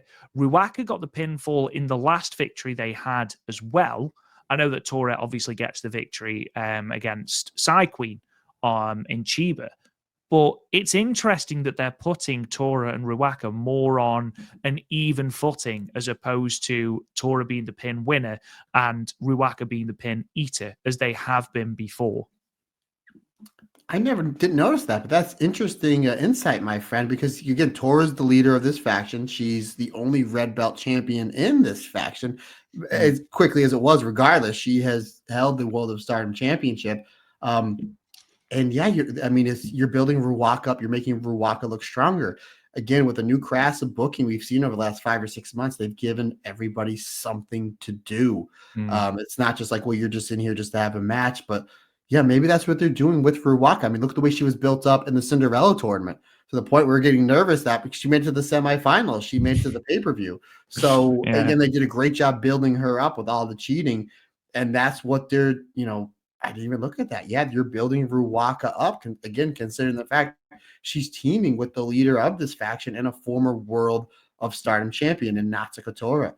Interesting insight. The one thing that I've been picking up on BMI 2000 is not only they're having great matches, but they've been doing the Public Enemy drive-by where they get on the top rope and they do it back and forth. They do it back. I failed to mention that last week, but I had my notes. I'm like, and they do it back and forth, Rocco Rock and Johnny Grunge. Rest in peace to those two great wrestlers. Again, me growing up in the Northeast area, huge fan of ECW and Public Enemy, one of the best tag teams ever. I was like, awesome. We haven't seen the drive-by in quite some time in wrestling. So nice that BMI 2000 are going back to the 1994 ECW tapes and breaking out some Public Enemy action. But and I love that. I love that because it works well for them. This match is great. This match is great. Match starts off with them. They cut the ring off on Momo Kogo. You have a clear babyface team versus a clear heel tag team in the main event. Easy story to tell. You're building sympathy up for Momo Kogo. She makes the hot tag to Mayu. Mayu does what Mayu does, and just absolutely fantastic. Eventually, we get some cheating attempts back and forth. Eventually, that stuff does backfire. We see some great Peach Rock teamwork that ultimately leads to Mayu hitting a German suplex onto Natsuko Tora for a 2 count, and then a double super kick puts down Natsuko Tora for enough time for Mayu to hit the moonsault for the 3 count. Great way to end a great show and sending the crowd home happy with a Mayu win and a hate loss. 4 stars for me, my friend. I thought everybody played their role perfect, especially Momo Kogo. Her selling led up to Mayu for the hot tag, and then their tag work at the end. Ultimately, I thought was just an easy and a great story to tell. I think something as well that Mayu does in this match, her selling of the stomach is really good during this match. Even to the point where she bridges on that German suplex that you mentioned. She can't bridge properly because of the damage done to her stomach. Really, really good match to close out that show. Let's move on then to night 8 of the Tag League, which sees us go to TKP Garden City in Chiba on the 8th. On the 10th of November. The house was 321 people, makes it the second highest attendance the company have had in the venue. They've run it 6 times prior. The current highest, for those that care, sits at 353 from the show back in May 2023. It's a small percentage increase of just over 6% from the last time they ran the venue, when they drew 301 back in July of 2024. It's worth noting that obviously Fukuoka Double Crazy are not on this show. They weren't on the previous show as they were both in America. So a bit of a trek for them to be expected back on this show. Again, first match was on YouTube for free. If you want to watch it and you can't find it, of course, you can just go onto the show reports on the stardomcast.com. Results are as follows for this show. 6-woman tag match to open things up. Suzu Suzuki, Tam Nakano, and Mayu Iwatani. I mean, talk about a star-studded lineup. Christ alive. Defeated the team of Rian, Rani Yagami, and Sayaka Kurora. Suzu Suzuki pinning Rian with an absolutely barbaric Dolphin Buster. The height that Rian got on that move was brilliant in 15 minutes and 43 seconds. Four-way match, Starlight Kid defeated Rina, Momokogo, and Natsupoi, pinning Natsupoi with the Tiger Suplex in 9 minutes and 51 seconds. 4 consecutive tournament matches then to round us out. We start in the Blue Goddess block. Hate Supreme, Momo Watanabe, and Tekla moving to 4 points, defeating Sakura Demon, Yuna Mizumori, and Aya Sakura. Tekla pinning Yuna, who's with the Toxic Spider Death Drop in 11 minutes and 1 second. More Blue Goddess action, and Team Classroom, as I mentioned before, without a point, managed to get the victory over Winggori, because of course they did, because me and Matt predicted Winggori. Hina managing to pin her sister Hanan to briefly move above them in the block, moving to 2 points to Winggori's 1. Of course, Hina getting the pinfall with the Gato clutch in 13 minutes and 36 seconds. Red Goddess action in your semi-main. It's an all-hate affair. BMI 2000, Tora and Ruaka move to 6 points, defeating Psy Queen, Saya Kamatani, and Konami. Tora pinning Konami with the Swanton Bomb in 11 minutes and 36 seconds. Psy Queen stay on 2 points. And then in your main event, Red Goddess action. Cup High Mate, Micah and Hanako move to 6 points, defeating Anacon, Syuri, and Saki Kashima, who remain on 4 points. Micah pinning Syuri with a pinfall reversal in 15 minutes and 49 seconds. Even now, even with sort of little to do in terms of title pictures and stuff like that, Syuri does not eat a lot of pinfalls, even pinfall reversal pinfalls, flash pins. So this is a big deal. I wonder if we're going to a singles program between these two at some point. I would be more than happy to see that. But before we get into that, Matt, let's talk about this 6-woman tag. What did you think of that? And at what point did you start to feel really, really sorry for Rian? This is funny. The match starts, and we're basically going to say the red belt champions versus the rookies, and the rookies jump Mayu of all people. It's like, They heck, do. heck with you, Mayu. It's like Mayu's like, what did I ever do to you? But eventually, though, Mayu does the double knuckle lock, Arabian press, double arm drag spot. Eventually, then we see a 3-way boot scrape combination from Team Red Belt champion. I'm just going to call him that for this segment. Ultimately, Suzu Suzuki, we know tequila shot, great finish. The tequila shot roll up for a sneak win, great finish. The Gambari lock, where she does a version of the double wrist lock with a leg lace, great finish. And obviously the locomotion German suplex, that's her go-to. We've seen her use the Dolphin Buster quite a bit, especially team with May Sarah.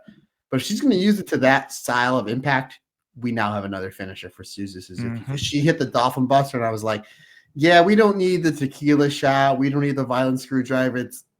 It's curtains for this match. I thought the championship team, they gave enough to the rookies of Stardom to make them look good. But ultimately, we kind of knew where this was going to go. We didn't know it was going to be that violent again with that Dolphin Buster. Again, we got a new level of violence from Suzu in this match, especially with that. Great match to start off. You always want to start off a match with a show with a hot match. And considering you have 3 main eventers, it's Suzu, Tam, and Mayu going up against 3 really, especially with Ron Yagami and what they're doing with Sayaka Kurora, and Rian was terrific in this match as well. Again, another great match to start a show. Smart. 3 3/4 stars from me, partner. They give it a lot of time. 15 minutes and 43 seconds for 3 former Red Belt, 2 former Red Belt and the current Red Belt champion to effectively put away 3 rookies. And it didn't feel at any point like it was overstaying its welcome. I thought, you got the exchanges between Tam and Sayaka Kurora. Obviously, they're in the tag league together. I thought Ronnie Yagami and Mayu was a really interesting matchup, actually.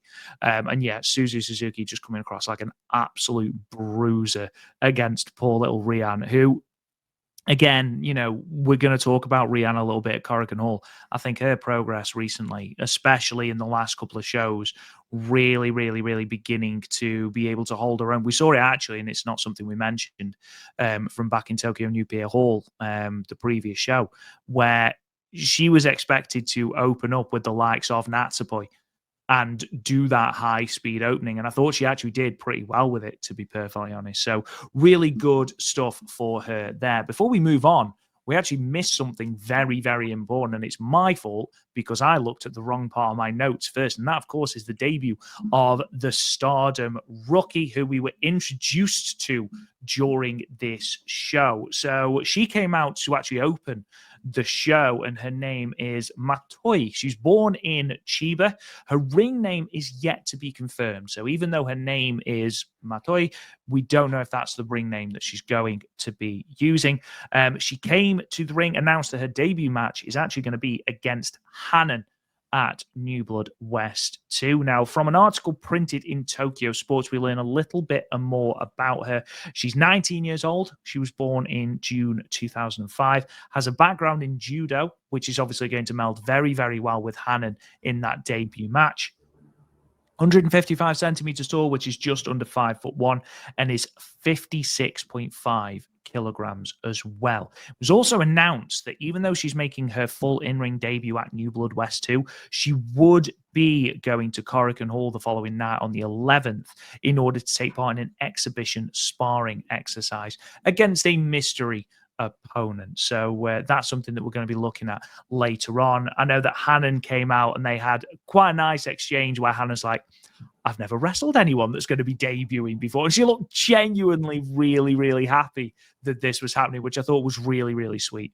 I'm very excited to see what Matoi can do. I'm even more excited now I've seen the sparring session to see what she can do, because good grief, she has got some skill there. And yeah, this is what I love about those New Blood shows. You know, this is where we got the debuts of Rani Agami, Sayaka Kurora, Yuzuki as well, Miyu Amasaki. You know, it's all about integrating these rookies into the Stardom roster. I'm very excited to see what she can do, Matt. Yeah, again, we will talk about it with her exhibition match, because I think I told you yesterday as we recorded the Marigold Standard, because obviously they have a lot of rookies coming in, where I was completely blown away by the footwork. And again, we'll get into it, like the footwork, the timing, her cardio. I was like, oh boy, if this is what we're getting. And again, look what these rookies have done. Hanako, obviously Miyu Amasaki's wrestling a few years, but I mean, about 2 years she's been wrestling off and now. We talk about the injuries. Look where she's at. Look where Rani Yagami's at. Look where Rianne's at. You made mention before. It's just like she's another one that's been coming along so fast, so quick. Aya Sakura, Sayaka Kurora.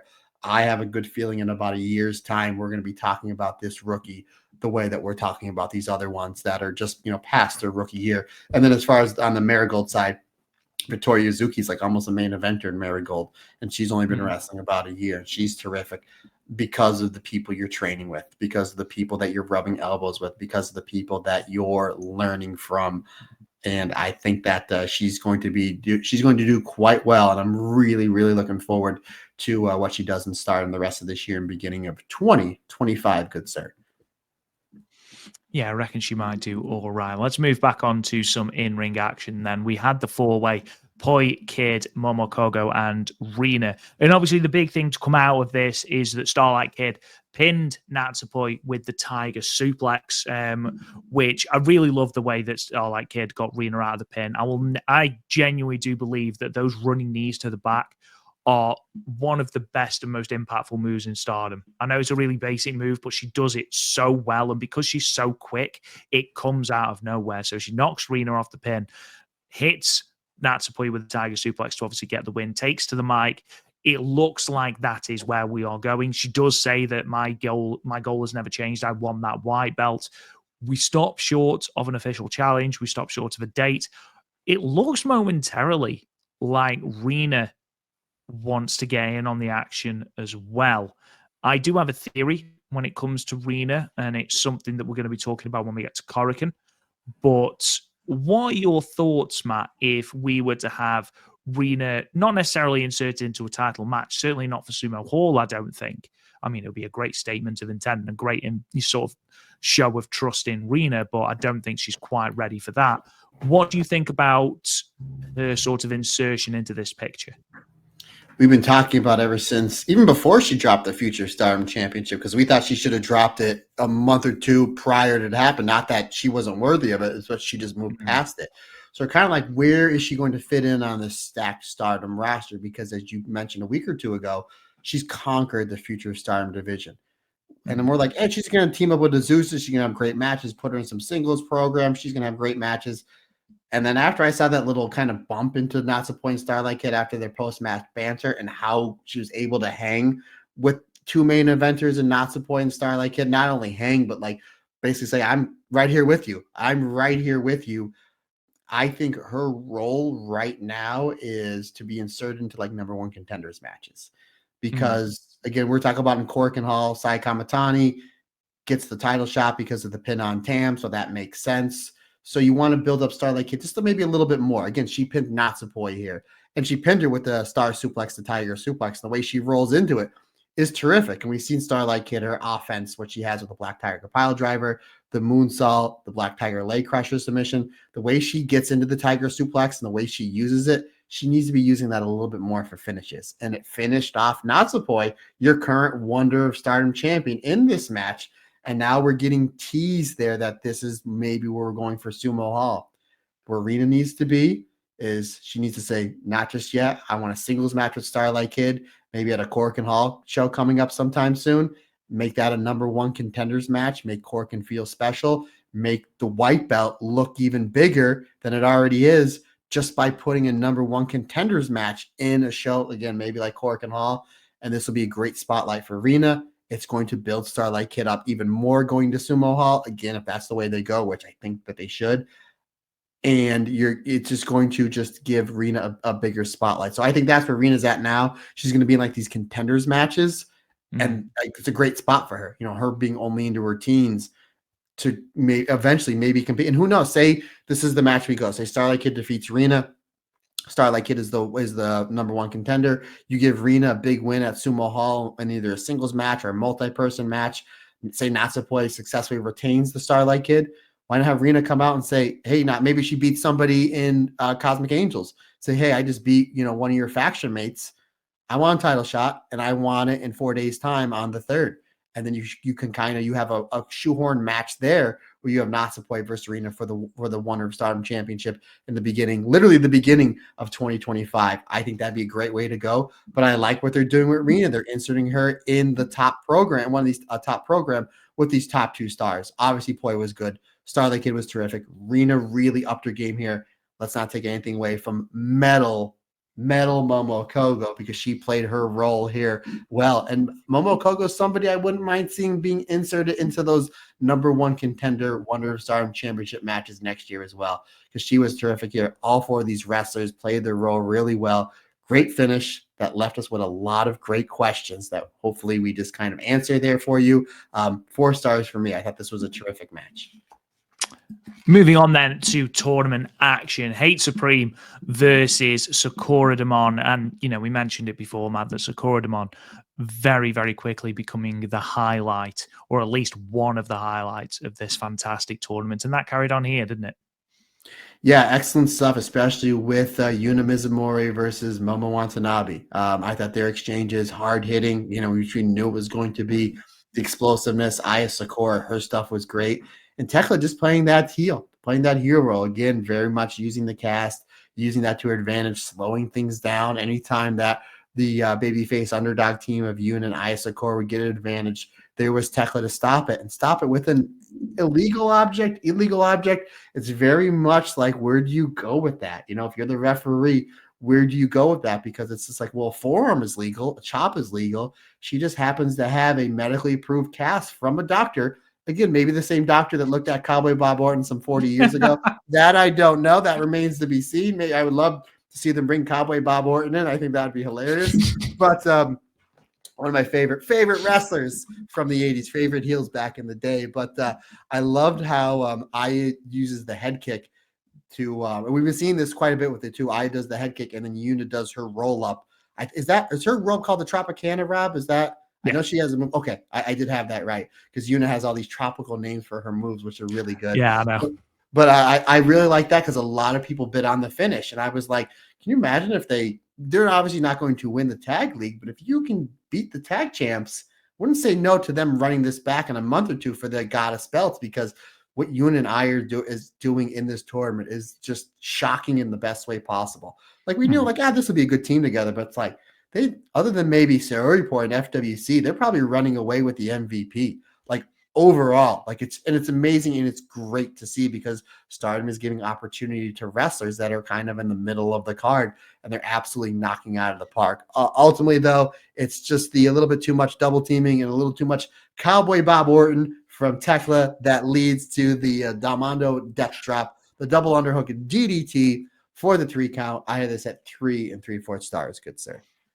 Yeah, I think when you've got a team that is so hateful, pardon the pun, and they work best when you have got perfectly performing underdog baby faces, and I think that's exactly what Sakura Demon are. They are the quintessential underdog baby faces, especially Yuna at the moment, and I think partnering with Yuna is really helping Aya Sakura's development as well.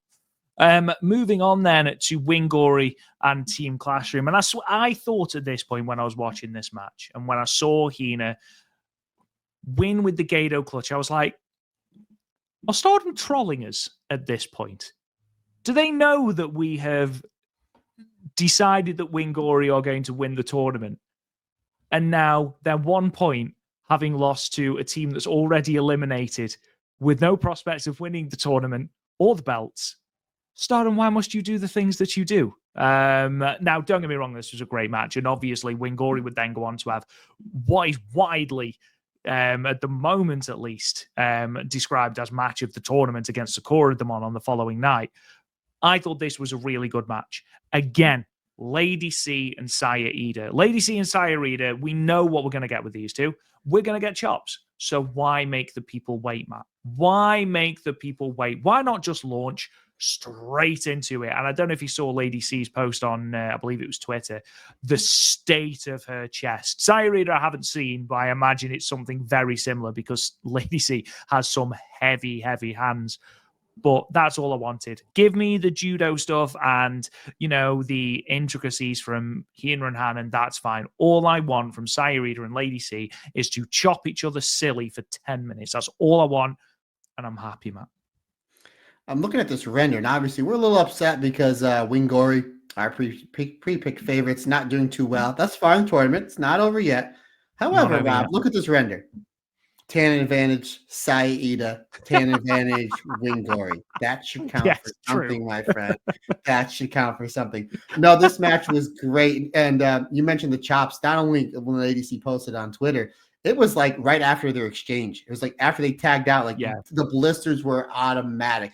And sometimes I'm somebody that loves taking chops. I'm not that good at giving chops, even though I did give Rob one WrestleMania weekend. More coming next year. But anywho, usually it takes a little bit for it to kind of welt up, right? Because of just these were so instant. I mean, literally after Saya Ida was done, you can just see how beat red Lady C's chest was from these chops, and Lady C gave it as good as she got it. I mean, back and forth with these two, really good stuff. I'm Hina and Lady C, we're seeing more of them doing more tag work as this tournament goes on. Again, they're eliminated from the tournament, but nobody told them that because they're wrestling every match like it's the finals of this tournament. They're maximized every second they had in this match. Again, they did a really great Russian leg sweep into a neckbreaker combination on a Hanan. The ghetto clutch was the story because that was the finish of the match, but it was built up. She tried for it once in this match. Hanan was able to reverse it. She tried it again. Saya Ida was able to counter it. We saw the 17 roll up at the end. As great as this was with Lady C and Saya Ida in the beginning, and it was terrific. And then we had a great tag match again. Winggori's teamwork, the way they were able to run certain spots, and the way they do the sliding lariat into the running European uppercut. Great teamwork. Ultimately, though, it comes down to a singles match between the sisters, and it was fantastic. And eventually, though, it's Hina catching Hanan in the ghetto clutch. Phenomenal match. Another great match in this tournament. I had this at 4 1/4 stars for me, my friend. I thought this was great. Yeah, and just looking at Team Classroom, obviously you mentioned they are eliminated, they are out of the tournament, but they can still play spoiler. And, you don't want to be the team that gets 0 points. You don't want to be bottom of the block. If you can't win it, you don't want to be bottom. You don't want to be last. And just looking at who they've got left, discounting the Korakuen match, which obviously, or the Korakuen night, which they didn't perform on. They've got Yuna Mizumori and Sakura on the 23rd. They have got Devil Princess on the 24th of November. Ooh. That is another match that I think we could see Team Classroom with an upset there. And then on the final night, the 1st of December, they have got Mad Tiger Girl. So again, yes, they might be out, but they could very well be playing spoilers when it comes to that closing night. And, you've got Crazy Tiger Girl looking to try and make it through to the final 3 spots. And we've seen how potent the Ghetto Clutch is. We've seen how potent those chops are. We could be looking at an upset there. Moving on to the semi-main then, an all-hate affair. And this was really interesting because there was miscommunication, obviously, between Saya and Konami, which meant that Saya got sprayed in the face. There was then, obviously, a little bit more miscommunication, which resulted in Tora missing Konami and hitting the Swanton for the victory. And then afterwards, there was just a little smidgen of animosity with Konami refusing to shake Tora's hand and kicking it away. I don't think it's going to lead to anything big, at least not instantly. But it was something. It was a little seed sown, and I'm interested to see where that goes. But other than that, it's a hate versus hate match. You've got everything you would usually get from this sort of debacle, but there was some really good bits in there as well, Matt. Yeah, we knew again from Saya in the 5-star when she debuted this new heel character of the Phoenix Queen. Certain matches she was the complete babyface for, whether she realized it or not. I knew going into this match who the actual baby faces were and who the actual heels were going to be. And Konami worked very much like, Tokyo Cyber Squad, God's Eye Konami. Saya Kamatani, beautiful springboard high cross body. Again, to quote Bobby Heenan, how am I doing that? How is that a heel? How am I doing that? But again, because it gets BMI 2000, then you get a lot of shenanigans in there. You get a lot, some of the all over brawl. You get the crate in there. You get the spray can in there. This was, yeah, you're right. Hate versus hate. Really good match. Again, these two teams meld really well together. BMI 2000 is fantastic.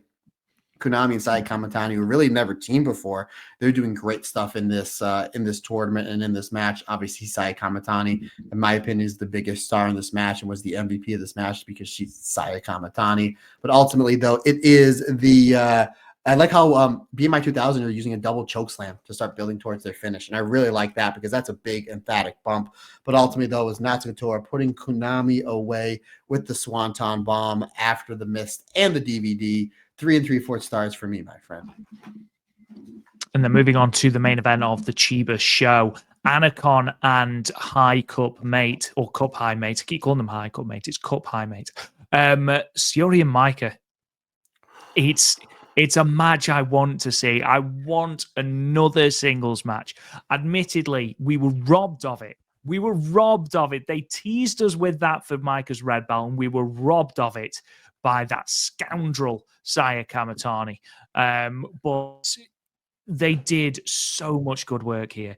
And obviously Saki Kashima and Hanako are great, but this for me, Matt, was all about Shiori and Micah. And obviously Micah getting the victory, not pinning Saki, but pinning Shiori. And as I mentioned before, that's still a huge deal in Stardom because it doesn't happen very often.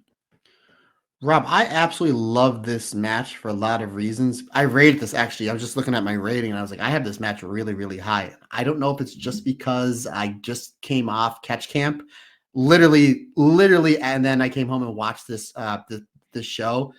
And these two start off with some ground grappling, like some old school catch wrestling style grappling. And again, Shuri, world class. Obviously, Micah has that judo background. She's legit as well. And I thought, okay, this will be just the tease of it, right? Because these are the two big stars of the match. These are two of the big main eventers that Stardom has. They're obviously want Saki Kashima in there. You want Hanako to get in there. And don't get me wrong, they were great. A lot of this was Shuri versus Micah. And I was like, oh my God, the exchanges were back and forth. And I'm like, no disrespect to Saki Kashima and Hanako. Stay out of the way. Stay out of the way on this one. That's what I was like. Stay out of the way.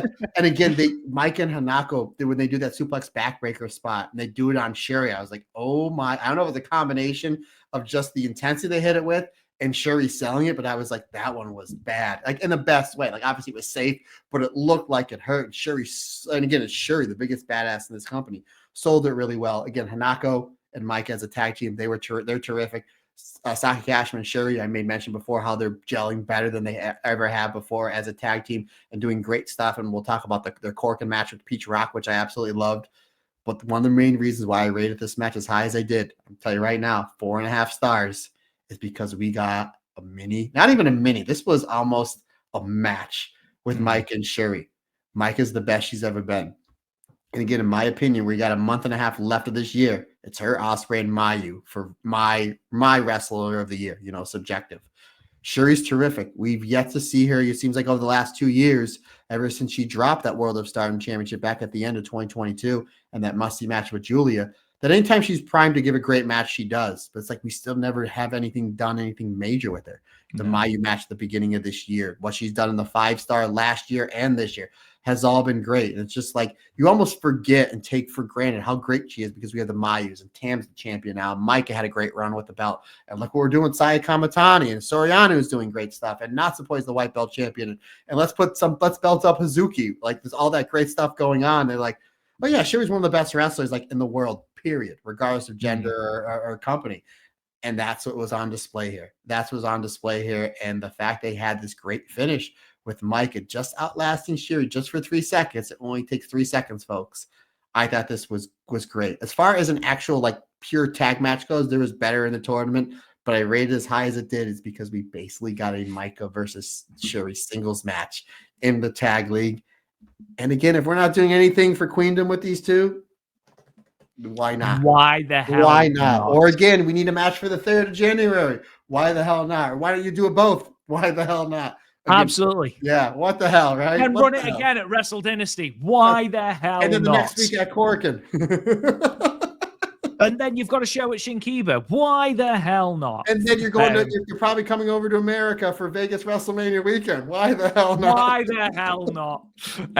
Yeah, that brings us to the end of that show. Obviously, we have one more show to review, and that is Korakuen Hall, the 11th of November, night 9 of the tournament. It was another nighter show that Stardom have been running over the last weeks. The announced attendance of this show in Korakuen was actually 1,026, which for a nighter show is very, very good. In fact, it's outstanding because it's the highest attended nighter show at Korakuen for the company, a 21.6% increase on the previous nighter show, which was 844 back at the start of October, and that had Tony Storm on it, if you remember. This also means, and this is a really good statistic for the trajectory of Stardom, 6 of the last 7 Korakuen Hall shows have drawn over 1,000 people. That's a really, really, really good number for Stardom. And again, you look, and this was Armani Shoe Exchange, a friend of the show, Armani Shoe Exchange on Twitter, said all of these numbers are wild when you consider where Stardom was at the start of the year. You know, you think back to 2023, there was injuries galore. There seemed to be just this palpable negativity in Stardom, and whether that was the injuries or whether that was the impending split with Marigold, who knows? But you look at Stardom late 2023, early 2024, you look at where Stardom is now, it is night and day. This company is the hottest it's been since middle of 2022. And it's fantastic. It really is. The crowd reception is incredible. The numbers that they're drawing to the likes of these Korakuen Hall shows, really, really good. If they can get a really good number now at Sumo Hall with Matt Turner's incredible card that he's just decided to randomly fantasy book, I think that'll top off what has been a tremendous sort of 10 months, 10 months, 9 months that they've had.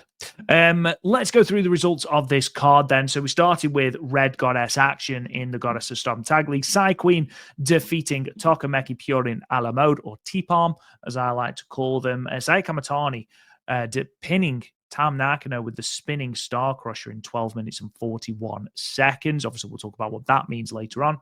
8-1 tag match. Koguma, Azumi, Miya Wamasaki, and Hazuki defeated the God's Eye team of Tomoka Inaba, Rani Yagami, Lady C, and Hina. Miya Wamasaki rolling up Rani Yagami with the Amana Hashidate in 10 minutes and 37 seconds. Love saying that word. Amana Hashidate. I'm probably saying it wrong, but don't care. Love how it rolls off the tongue.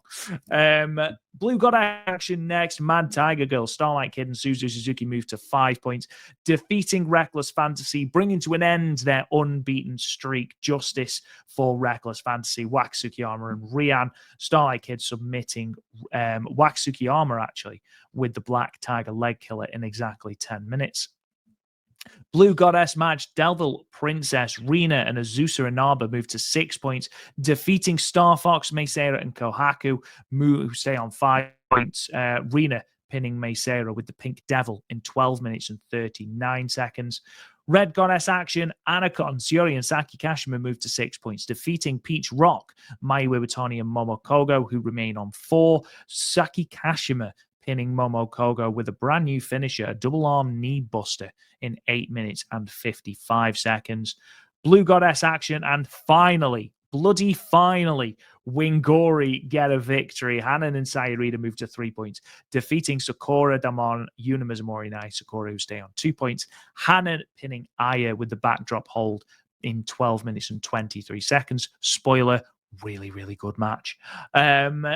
Semi-main event, Red Goddess action. Cup High Mate Micah and Hanako moved to 8 points, currently the only unbeaten team in the tournament, aside from Hate Supreme, of course.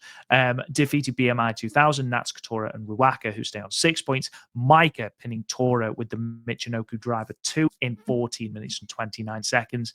And then in your main event, Blue Goddess action, the champions Hate Supreme, Momo Watanabe, and Tekla moved to 6 points, defeating Sayori Poi, Natsupoi, and Sayoriano. Tekla pinning Poi with the Toxic Spider Death Drop in 18 minutes and 29 seconds.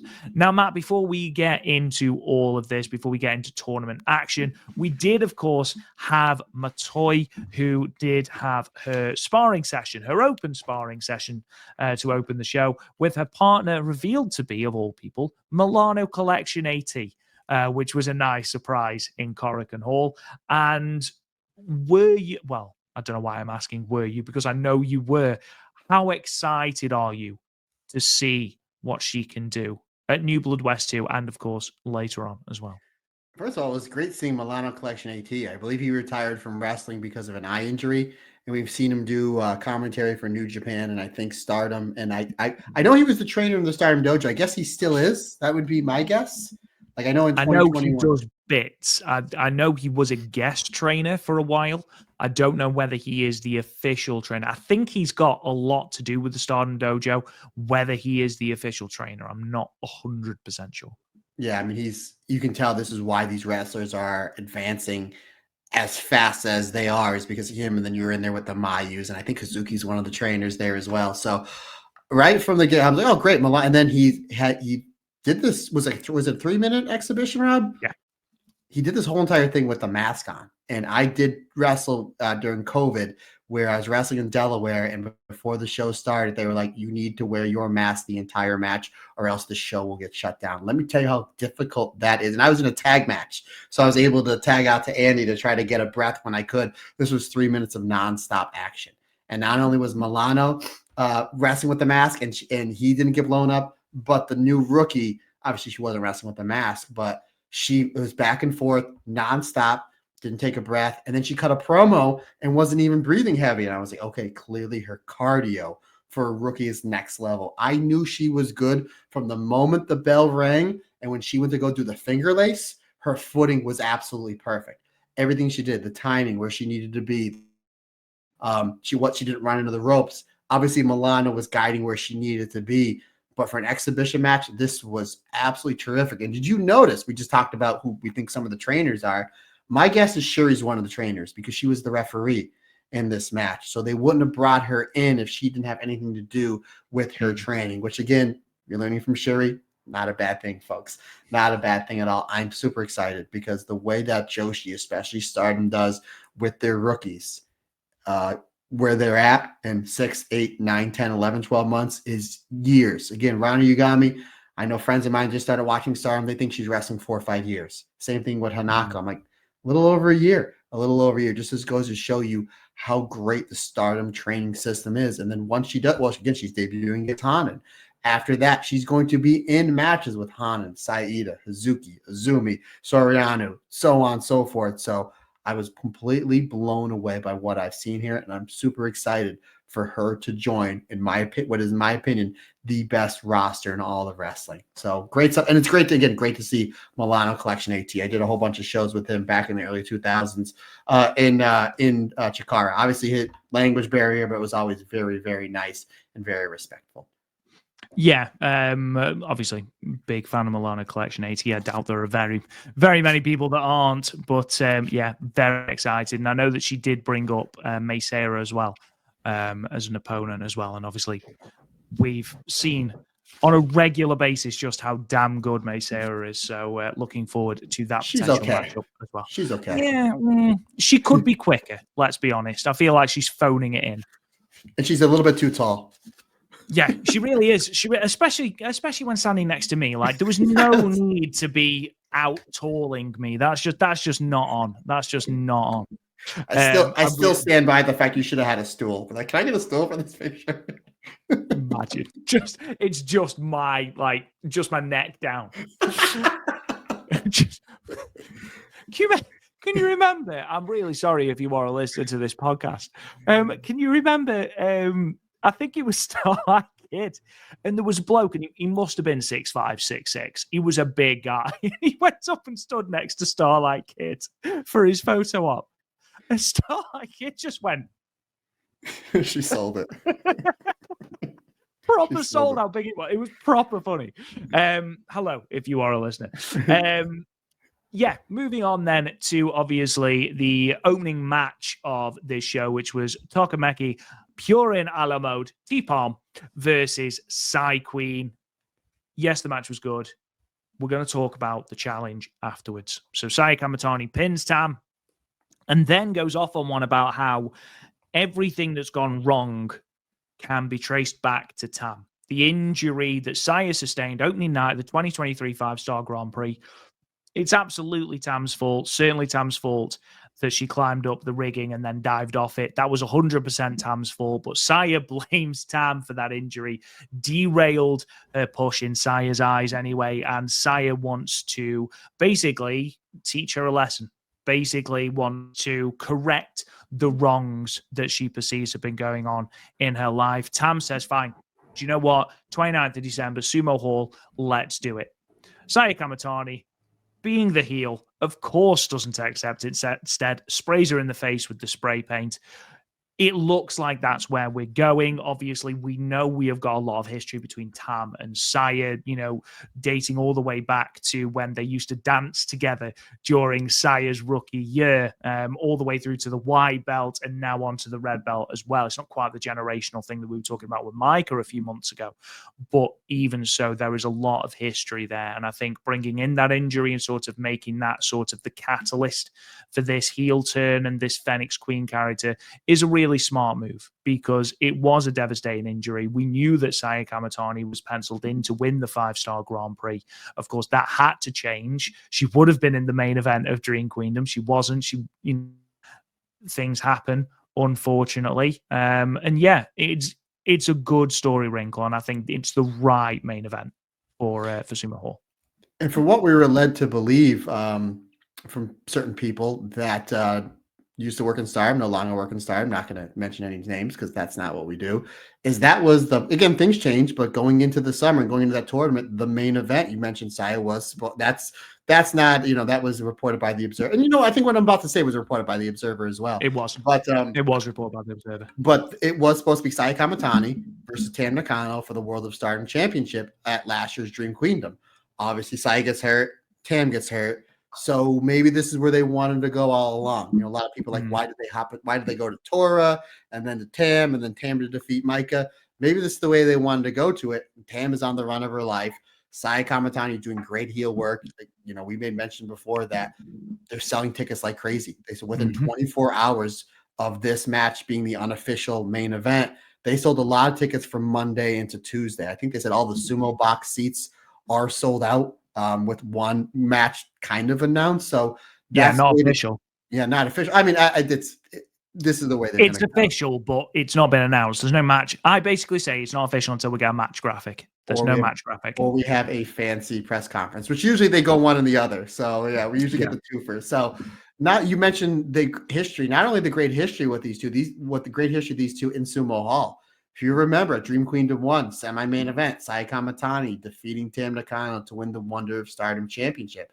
Fast forward 3 months later, night 2 of World Climax, semi-main event, Sai Kamatani defeats Tam Nakano to retain the Wonder of Stardom Championship, and they did the same finish of Masawa and Saruta. So I thought that was great. Was good. These two have great chemistry together, especially in Sumo Hall. Some of the stuff they do is absolutely insane. Remember the top rope Rana to the outside where Tam just went boom. Tam on World Climax, she does the dive off the stage where if you find it on YouTube, somebody edited out the commentary and put Natural Born Killers into that dive, which is for New Jack. So, and they were the main event of night 1 of the 5-star Grand Prix. Just a phenomenal night of wrestling. These two were doing all sorts of crazy stuff. Then got a little too crazy because Saya jumped off the lighting fixture, and that's where she broke her arm, which is really weird considering all the crazy stuff they've done. That didn't really look all that bad because they had everybody from Cosmic Angels and Queen's Quest to catch Saya Kamatani. But regardless, neither here nor there, we're a different Saya Kamatani. We're a different Tam. I'm all for this match. I thought this match, this match here was terrific. Great way to start the show. They started out with Saya and Tam to start, and very much what I just said with Mike and Sherry. It's like, we'll just get a little taste, and that's it. No, they were the crux of the match. Sakakura was great. Konami was terrific. The stuff with Konami and Tam, we've seen them wrestle before, was great. Tam sets up Sayaka Kurora for some great offense here. Sayaka Kurora did pin Saya Kamatani about 2 months ago in Korakuen Hall. We went back to that, but then we went back to Saya versus Tam. And very much like I didn't think Shuri was going to eat a fall here. I didn't think Tam was going to eat a fall here, but it works. The one thing the new brass at Stardom is not afraid to do, and we've seen it the last 7-8 months, they're not afraid to beat stars, main event stars in the middle of the ring, because if you protect everybody, nobody gets over. Nobody gets over. We saw Shuri eating falls and Sai Kamatani eating falls as we were building Momo up to her red belt challenge at All-Star Grand Queendom. And now we saw Shuri eats a fall to Micah. Tam eats a fall here, World of Stardom champion in the middle of Korakuen Hall to Sai Kamatani. Sets up the match beautifully. I had this match at 4.25 stars. Again, your Korakuen Hall, Stardom, starting how you're starting your show off. Hot match with an even hotter angle. Saya Kamatani, then yes, the spray paint Tam Nakano, which we'll get into. About 3 hours later, she still has that spray paint on her face coming out for that post-match crazy ECW style angle. But then Saya Kamatani says, before I take your red belt, I'm going to take everything that's important to you. And then just glances at Sayaka Kurora. It's all she did. And everyone's like, oh my God, is Sayaka Kurora going to turn on Tam Nakano, thus costing her the World of Stardom Championship? We've seen all these people keep defecting to hate.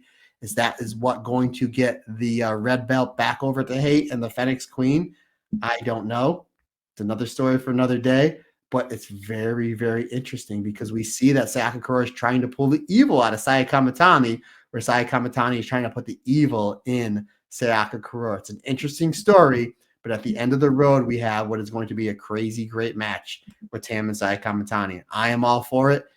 And it's making sense as far as business goes because, again, 1,000 people in Korakuen Hall for a goddess tournament. There's no championship match here. There's no special Tony Storm coming in it's the Goddess of Storm tournament on a Monday night. 1,000 people because the company is hot and they're doing really good booking. And what a great way to start the show off with some really good booking angle.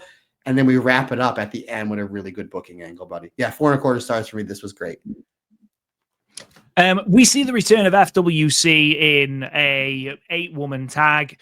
A good match. Everyone gets their stick in, but in the grand scheme of all the tournament matches we had, this one will probably get lost a little bit. It's a good undercard match, but it's probably the one you can skip on this show of great tournament matches. It was just fun seeing FWC and O2 Line, two of our favorite tag teams, just interact with each other in like a fun way. 8 wrestlers, 4 teams, 10 minutes. You're not going to get it. Was great. Everybody did what they needed to do. They got in, they got out, because ultimately it's a 3-hour card that again, we just saw this crazy angle with heat. Let's bring up the positivity, bring up the love, because you have all baby faces here. Again, ladies, look at everybody that's in this match, all the stars, all the champions, former champions, future champions. Lady sees this like, yeah, I'm going to do everything that I needed to get over in this match. She was terrific. The Inaba sisters were, Tomoka Inaba was great. Rana was terrific. Hazuki and Tomoka, we still tease that a little. Hopefully that's a singles match we get somewhere down the line. Again, what's Hazuki and Tomoka doing Sumo Hall? I don't know. I just keep building this card, buddy. I just keep building this card. You really do? Yeah, I don't even realize that I'm doing it. Yeah, ultimately, though, 3 3/4 stars. This was just a fun match with 4 great teams. Moving on then to Crazy Tiger Girls versus Reckless Fantasy. Matt, the streak is over. The streak is over. Reckless Fantasy have lost. It's all going to hell. Derailed. It was a good match. Again, Starlight Kid, absolute killer, pun intended, when it comes to that work on the legs. And the way that she gets that Black Tiger leg killer in on Waka Tsukiyama to force the win, it sounded, from the way Waka was selling it, like she was literally ripping the tendons in her knee. It sounded brutal. And the way she gets into them now, the way she rolls over into that Black Tiger leg killer, it's so seamless. And it's such a delight, such a simple thing, but it's such a delight to see on a weekly basis, isn't it? Do you think, now that the streak is over, but the streak was intact going into this, do you think they should have came up to the Goldberg theme? Waka, Waka, Rian. And you see, well, we do a lot of alternate commentary from these great matches from Cork and all throughout past years, where you show the backstage stuff, and then how funny if Waka headbutts the door, like bleeding, storms out with all the security around it. Yeah. All kidding aside, kind of. This was a great match. I liked how Starlight Kid and Suzu Suzuki, they gave Rihanna enough in this match to look credible. Obviously, Waka plays her role really well. These two, out of nowhere, just very much like I and Yuna, have this instant chemistry. We're like, all right, let's keep this up. Let's have them go for a New Blood tag shot maybe sometime at the beginning of next year. Let's keep these two, great name, Moonlight Fantasy. I thought they're terrific together, but ultimately it's just too much star power from Starlight Kid and Suzu Suzuki. But great stuff with Starlight Kid and Suzu, again, building up Waka and Rihanna, especially Rihanna in this match, but ultimately just Starlight Kid going to the knee of Waka. And great job on Waka selling, right in the middle of that ring. You generally feel bad for her for tapping out in this match, but nice to see that the crazy star Tiger Girl, whatever they're being called, getting a win and then moving them up into the bracket. 3 3/4 stars for me, my friend. Yeah, obviously this moves them up to 5 points, I believe. So they are there or thereabouts in the middle of the block. And I'm sure we'll be pushing when we get to the final night on the 1st of December, or the final night of block action, should I say, on the 1st of December. Moving on to Star Fox versus Devil Princess. And this, Matt, is where I think we might be heading with Rena, because obviously she gets the pinfall over Mei Seira with the Pink Devil.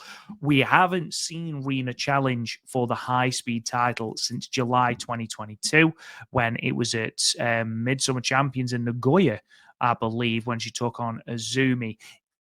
I don't think she dethrones Mei Seira, but we are looking to repopulate that division with Azumi leaving, with Starlight Kid leaving, with Natsupoi leaving as well, going up the card towards that white belt, red belt picture. We are looking to repopulate that division with, we've seen Xena, we've seen Yuna Mizumori challenge. Rena now has a credible challenge to Mei Seira. She's pinned her once. Let's see them do it again. Would you be opposed to a high-speed challenge, Rena versus Mei Seira? We've seen Mei Seira do it with unorthodox challenges before, and May Sarah and Rina, has challenged for the belt before. It will probably be easier than doing it with the likes of a Yuna Mizumori or a Xena, where they are an unknown entity in the high speed division. I think it would be great. Where does this match take place, Rob Goodwin? This match takes place at Dream Queendom. In Sumo Hall. We're going to change Sumo Hall. Stardom Cast Sumo Hall podcast. Oh my God. This card is going to be stacked. Can you imagine if it's just like they're just going to do Tam versus Saya, Starlight Kid and Natsupoi, and then like 8 random tag matches? I'll be devastated. I'll be devastated. What's it all this building up for? What are you doing? But yeah, I mean, really, I know we're dream booking, but everything we're saying makes sense. Mina Mercedes makes sense. This makes a ton of sense. Yeah, again, the high-speed division makes Sarah one of the most talented wrestlers on the planet. And nobody, maybe with the exception of Azumi and maybe Natsupoi and Starlight Kid, can do what she does and work the style as well as she does. And you always say she's a high-speed wrestler that may even wrestle faster than Azumi, which I don't think you're wrong, partner. And we're doing great stuff with Rina. Again, put Rina in a number 1 contenders match against Starlight Kid. She comes up short there, but you put another spotlight on her and then put her in a high-speed championship match at Sumo Hall at Dream Queendom against the fantastic May Sarah. It's right there. It's easy booking. It makes sense. It's going to be a terrific match. Speaking of terrific match, this was a terrific match. It starts out with Kohagu and Azusa Inaba, and they gel so well together. Like they do the kicks and the technical wrestling and the wrist lock exchanges and the technical wrestling, the technique between these two was absolutely fantastic. That's one of my first notes is these two gel really well together. As good as that was, the gelling of May Sarah and Rina was even better. Like their stuff was terrific. Again, this is a match that's told in 3 stories. You have story number 1, Azusa and Kohagu in the beginning. Story number 2, the big main part of this match is great tag work between these 2 teams. And again, we've seen Pink Devil Princess, what they've been able to do as a team over the last few months, and I'm blown away by it. May Sarah and Kohagu, we mentioned her earlier on the show, and I think last week, and I'll mention again, great tag team chemistry for a team that's never really teamed before. And then story number 3 is that Rina versus May Sarah match, which you just automatically built in a number 1 contenders match, or not number 1 contender. You just built a number 1 contender for the high speed championship. And the fact that, again, Devil Princess, part of hate, heels, kind of, sort of, somewhat, really not much cheating for Rina to get a clean win over May Sarah and Cork and Hall. I'm all for that match. 4.25 stars for me on this match, and you built a lot up in the future. So super excited for it, and just another great match in this tag league, my friend. Like I said, 4.25 stars. These 4 wrestlers gelled really well together. Moving on to Peach Rock and Anacon. Obviously, this loss, it doesn't eliminate Peach Rock mathematically, but they can only get to 8 points. There's 2 matches left for them. They can only get to 8 points. FWC are currently on 8 points and hold the tiebreaker over them. Cup High Mate are currently on 8 points and hold the tiebreaker over them. I would argue that even if they're not mathematically out, it would take a goddamn miracle for them to make it through. You saw how put out Mayu was in the post-match backstage comments. Whether that's something that we are going to go into with Mayu and Momo, I don't know. Whether that's something that, sort of that self-doubt creeping in even more for Momo Kogo, I don't know. On the flip side of that new finish from Saki Kashima, yes, please. Very, very big fan of that. Talked about the finish, buddy, which was great. Let's talk about the beginning of this match, because we know Saki Kashima has Mayu's number in Korakuen Hall. Yeah. And we're getting ready to start, and I'm like, oh boy. And the crowd feels it. And they sell it. They sell it so well, where Mayu kicks out at 2, and the ref's like, it's 2. And then Okada's like, no, I think it was 3. And ref has to grab the microphone and explain that it wasn't 3. Like, that was just so fun and so funny. Just set the pace for this match. This match, I was really looking forward to. I thought it was really good. 4 stars, but it went under 9 minutes. I thought, what we've seen with Shuri and Mayu as great chemistry. And again, myself and Andy Header next month are doing a complete review of Shuri versus Mayu, their rivalry. So they have great chemistry together. Momo Kogo is coming into her own. Saki Kashima is doing wonderful things in this tournament. So the fact that this went under 9 minutes, I know it's a long show. It's Korakuen Hall. but I thought it should have went 12 or 13 to kind of flesh out their story. Again, fun beginning, really great end, especially with Momo Kogo and Saki Kashima. I think Mayu and Momo Kogo work really well together. It is interesting to see what they're going to do with the two of them. Does Momo snap and turn heel? Is that something where we go? I don't know. I don't know if she already has the metal theme. All you got to do is put a little dark metal to it, death metal. True, I mean, yeah, she's already, they're planting the seeds there with just on the music alone. Again, solid match. I wish it went a little bit longer. I wish I would have seen more Mayu and Shuri. But the show before, we got a lot of Shuri and Micah. So I guess I'll take this as the consolation prize. Considering the fact the next few matches we're going to talk about, pretty good as well. Again, 4 stars, a really, really good match. It's a good rating, 4 stars. I just thought that this would have been 4.25, 4.5. So. Yeah, it's like the 5-star Grand Prix shows at Korakuen. One of the matches or a couple of the matches are going to have to run short because there's simply so many matches. And when you've got Saki Kashima in this match, it was always going to be a candidate to be one of the shorter ones, isn't it? It would have been funny if it had have happened again. Just 8 seconds or whatever. You said about matches that we're going to talk about. I mean, Winggori and Sakura Demon. What? This match is sensational. It's absolutely tremendous. I've seen people calling it match of the tournament, and it's not hyperbole. It's not people exaggerating. It's not recency bias.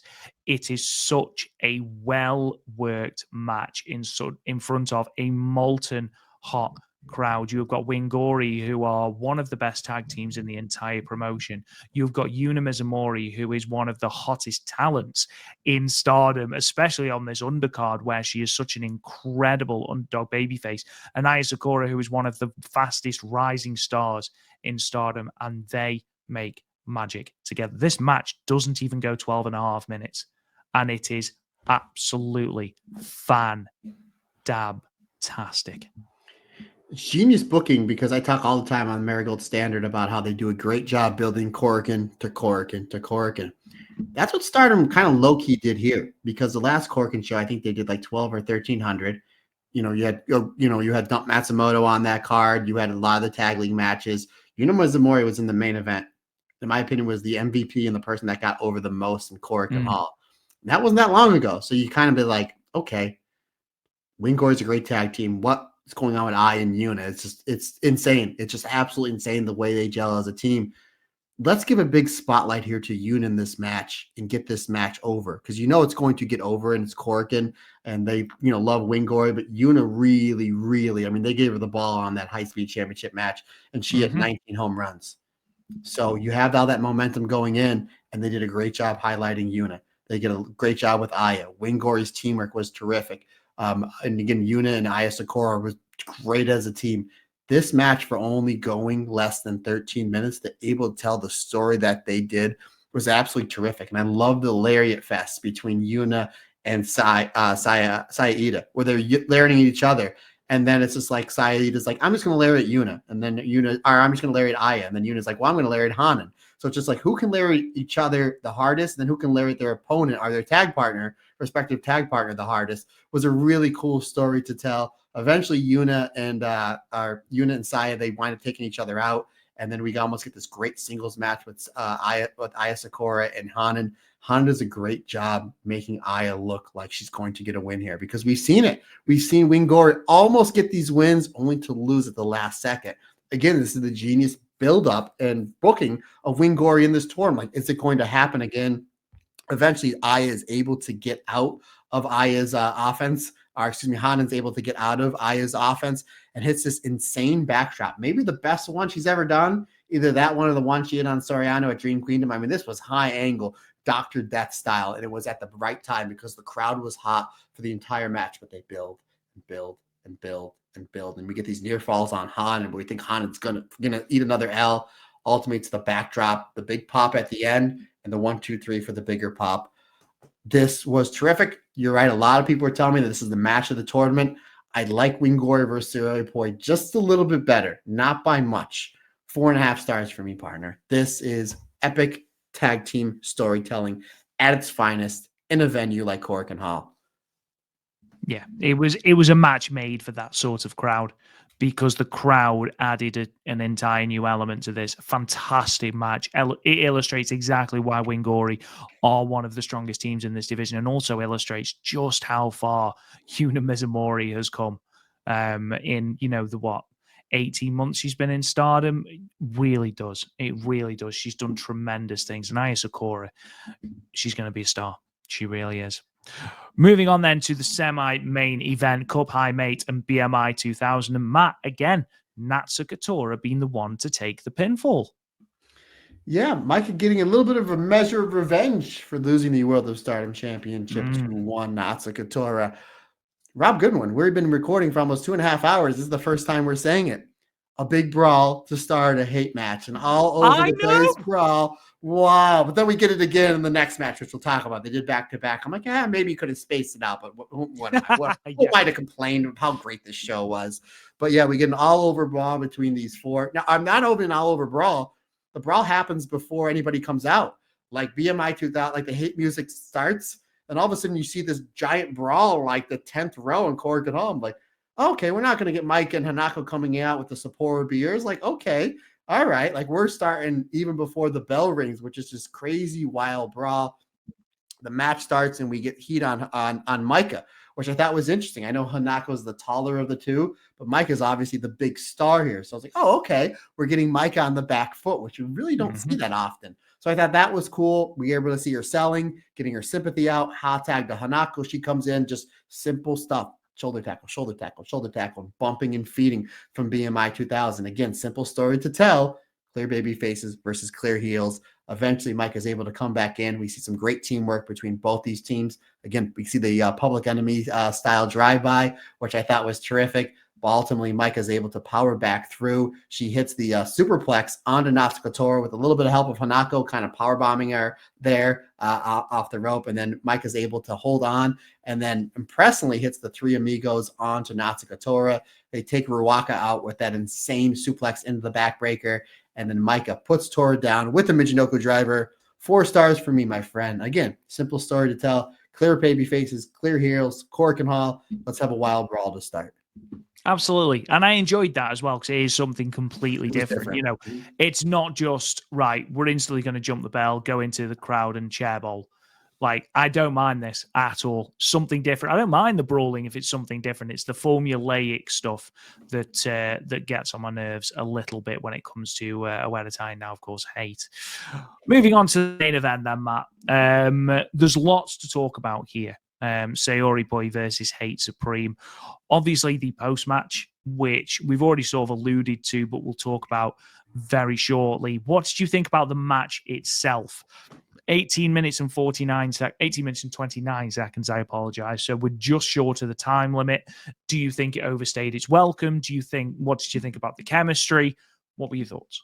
I thought everything was perfect. Again, Sayori Boy, they're great. Tekla using the cast to get heat. Momo Watanabe is world-class wrestler.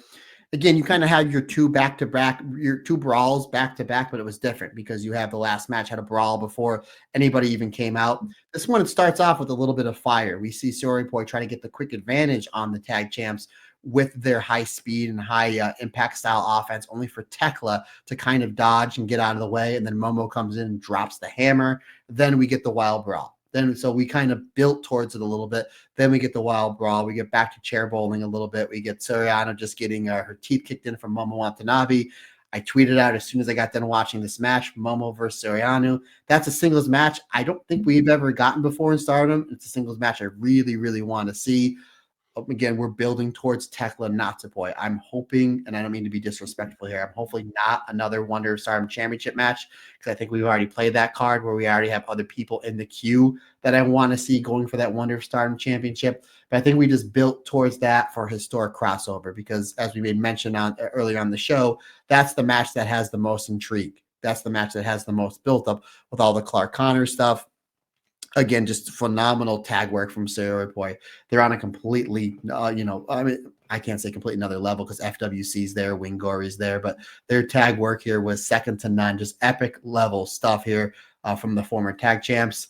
Again, Momo Watanabe and Soriano, just the back and forth kicks, the suplexes, the Tom's Tundra, Rob Goodwin. Just excellent stuff there between the two. And then we go back again to Cork Hall just a few months ago, where Tekla points at Natsupoi and says, like, look behind you, thinking we're going to get Clark Connors. She turns around, nobody's there. She gets whacked with the cast. She goes for the double underhook DDT, the spider death drop. Natsupoi rolls through and then rolls up Tekla into the Fairy Magic. We thought we were going to see a 3 count there. Great falsy that everybody bought on. Eventually, Momo Watanabe comes in there, picks up the scraps. Tekla hits an insane, sounded like a gunshot went off, insane headshot with the cast to Natsupoi's head, then hits the double arm DDT for the 3 count. 4 1/4 stars, and then, partner, all hell breaks loose, because then Tekla gets on the mic. She starts barking. Here comes out Clark Connors, and we're like, oh, here we go again. He gets in the ring to try to spear Natsupoi, but I like this because you have all the members of Hate and all the members of Cosmic Angels there. So Cosmic Angels jump in the ring to stop the spear from happening. Then Hate's like, absolutely not. We want to see this happen. So then Kamatani comes in, basically leads all the members of Hate to pull the members of Cosmic Angels out of the way, including Tam Nakano, who still had the spray paint in her face, which I love. We're selling the gimmick. We're keeping true to it. I thought that was awesome, because that was literally one of the first things you saw on this card. And you see Tam still with the spray paint in her face, because we're building towards that, which I thought was genius. So then we see the rest of the roster run out, especially Mayu. She gets in the way. Clark Connors eventually hightails it. I thought that was a really cool angle, where it's just like, not only is it Cosmic Angel standing tall for Natsupoi, it's all the members of Stardom on the babyface side to be like, no, you're not going to do this. This isn't how we do things here in Stardom. This isn't how we reward the fans. I really like that. My only little thing, Rob, was I wish it was Hazuki and Shuri, where it was like that they came out and got in Clark Connors' face. And then Clark Connors would be like, I'm good. No, bro, I'm good. But obviously I understand why it was mainly Mayu. She's See you later, Tekla. Now you're on your own. Yeah, she's like, no, I'm good. I'm not even showing up at Historic Crossover. See you later. Yeah. I'm going back to wrestling Shingo Takagi. I want nothing to do with Shuri and Hazuki. But that was really cool. And then he leaves, and then we get this great little mini brawl with Tam and Saya Kamatani. It reminded me again, I know it's like the 10th time I said it, reminded me of ECW, where a lot of these big shows would go off air at the ECW arena. Some of these other shows, they would go off with the big brawl that were just like, at the end of the brawl, you told so many stories. You told the story of Tekla getting a win on Natsupoi. You told the story of building up the Historic Crossover. You told the story of Mayu being the locker room leader of this fantastic company. And then you ultimately ended it with another brawl with Kamatani and Tam. Great stuff, all done in one match. 4 1/4 stars. Great match and a great post show angle that set up a lot of really cool stuff that we have coming up. And don't forget as well, it set up further Mayu and Momo, because they started brawling as well. So you've got the IWGP World. And I did love the fact that, yes, we had Clark Connors coming out, but actually the brawl itself between Hate and the other members of the roster, we were also developing other little stories there. I completely agree with you. I thought that was really, really well done. But yeah, overall, it was a very, very good Korakuen show, topping off a very, very good set of 3 tournament shows. We don't actually have any more Goddess of Stardom tournament action until the 23rd of November, with New Blood and Historic Crossover coming up. We've already been through those cards, so we're not going to go through them again. But those are the 2 shows coming up this weekend that we'll be looking at next weekend. But before we sort of sign off and things like that, I do briefly, before we go on to EO and Kairi Watch Max, I know where you're going. I do briefly just want to talk about the standings in the tournament. So in terms of Blue Goddess, Sayori Poi still sit at the top with 9 points. Hate Supreme and Devil Princess are then joint second with 6. Star Fox and Mad Tiger Girl with 5. Reckless Fantasy with 4. Winggori with 3. Sakura Demon with 2, and then Team Classroom as well with 2 points. I think it's fair to say that the loss to Winggori pretty much eliminates Sakura Demon as well. So Winggori need to basically win every single match that they've got left. Come on, Winggori. Red Goddess. So at the top, we've got Fukuoka Double Crazy at 8 points and Cup High Mate at 8 points. Cup High Mate, of course, unbeaten at the moment, 4 matches, 4 wins. BMI 2000 and Anacon both sit at 6 points. Peach Rock and Psy Queen at 4 points, but Peach Rock have wrestled 6 of their 8 matches. Psy Queen have only wrestled 3.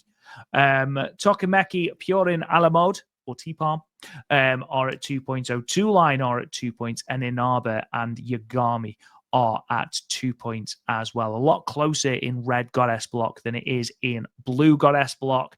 It could be any number of Fukuoka Double Crazy, Cup High Mate, BMI 2000, Anacon, and Psy Queen that could realistically make it to those 3 spots.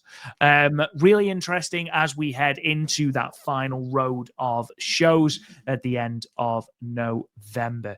But Matt, you know what time it is, in the words of Limp Bizkit. It's Io and Kairi watch. When did Fred Durst say that it's time for Io and Kairi watch? You're clearly not an avid fan then, are you? No, I know they said break stuff. I do like Limp Bizkit, but anywho, real quick, I do want to make mention. I just realized that Micah, not only undefeated in the 5-star, is undefeated thus far in Tag League as well. So on a roll for the Empress. Yes, Io and Kairi watch. And again, big shout out to Darren Chatton, who gave me all the time cues for their 3 segments. Yeah, my man Darren. See, Rob likes you, even though I know Rob's upset whenever you flaunt your Mayu merchandise, which I love. Your Mayu wears. Yes, he just put something on Instagram the other day, and I was going to take a picture and send it to you, and I was like, I don't want to upset you. But anywho, Io and Kairi watch. Again, thanks, Darren, for all the time cues. We go to a backstage promo where it looks like Io and Kairi are just about to cut the curtain, and who shows up to join them? The returning Dakota Kai. Where Dakota Kai says, we are here to take on Shayna Baszler, Zoe Stark, and Sonya Deville, Pure Fusion Collection.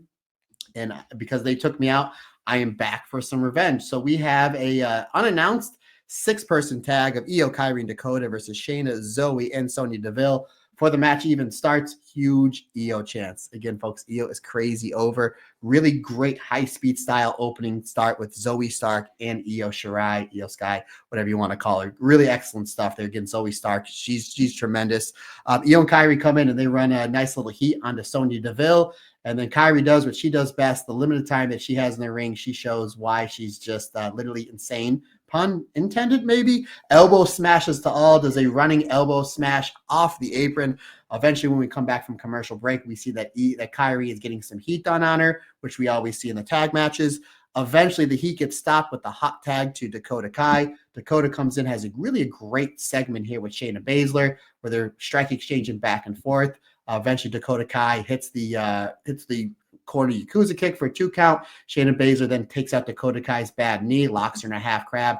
Really great stuff there. Kairi is able to come. She comes in the ring, cleans house again with a round of elbows and cutlasses because that's what Kairi does. This match breaks out with a whole bunch of dives to the floor. Zoe Stark goes for a plancha to the floor, but no water in the pool. She smacks the floor. I mean, it makes a thud. I was like, oh boy, howdy. That wasn't good. Eventually, we get to Shayna Baszler locking in the rear naked choke, the Karafuda clutch, 2-1 Dakota Kai. Before Dakota Kai is able to tap out, Io Shirai, being the smartest person in the room, blind tags herself in. Eventually, Dakota Kai takes Shayna Baszler into the opposite corner, thus breaking the hold. Dakota Kai is able to hit that running Yakuza kick. When Shayna Baszler rolls out for the bump, Io's right there, right in the corner, hits the perfect moonsault for the finish. Really creative finish. Gets the 3 count. And again, credit to Darren, because sometimes I don't listen to the commentary. I don't think the commentary is bad. It's just I'm doing 19 different things. But they did make mention and hammer it home. Now that Dakota Kai is back, it's Dakota and Kairi that are the tag team. And this thus frees up Io to go for Liv Morgan's Raw WWE Women's Championship because she won the Battle Royal last week. And that's really cool. I'm glad Dakota's back. Little sad, at least for now, the teaming of Kairi and Io aren't going to be a constant team, but we'll see where that goes.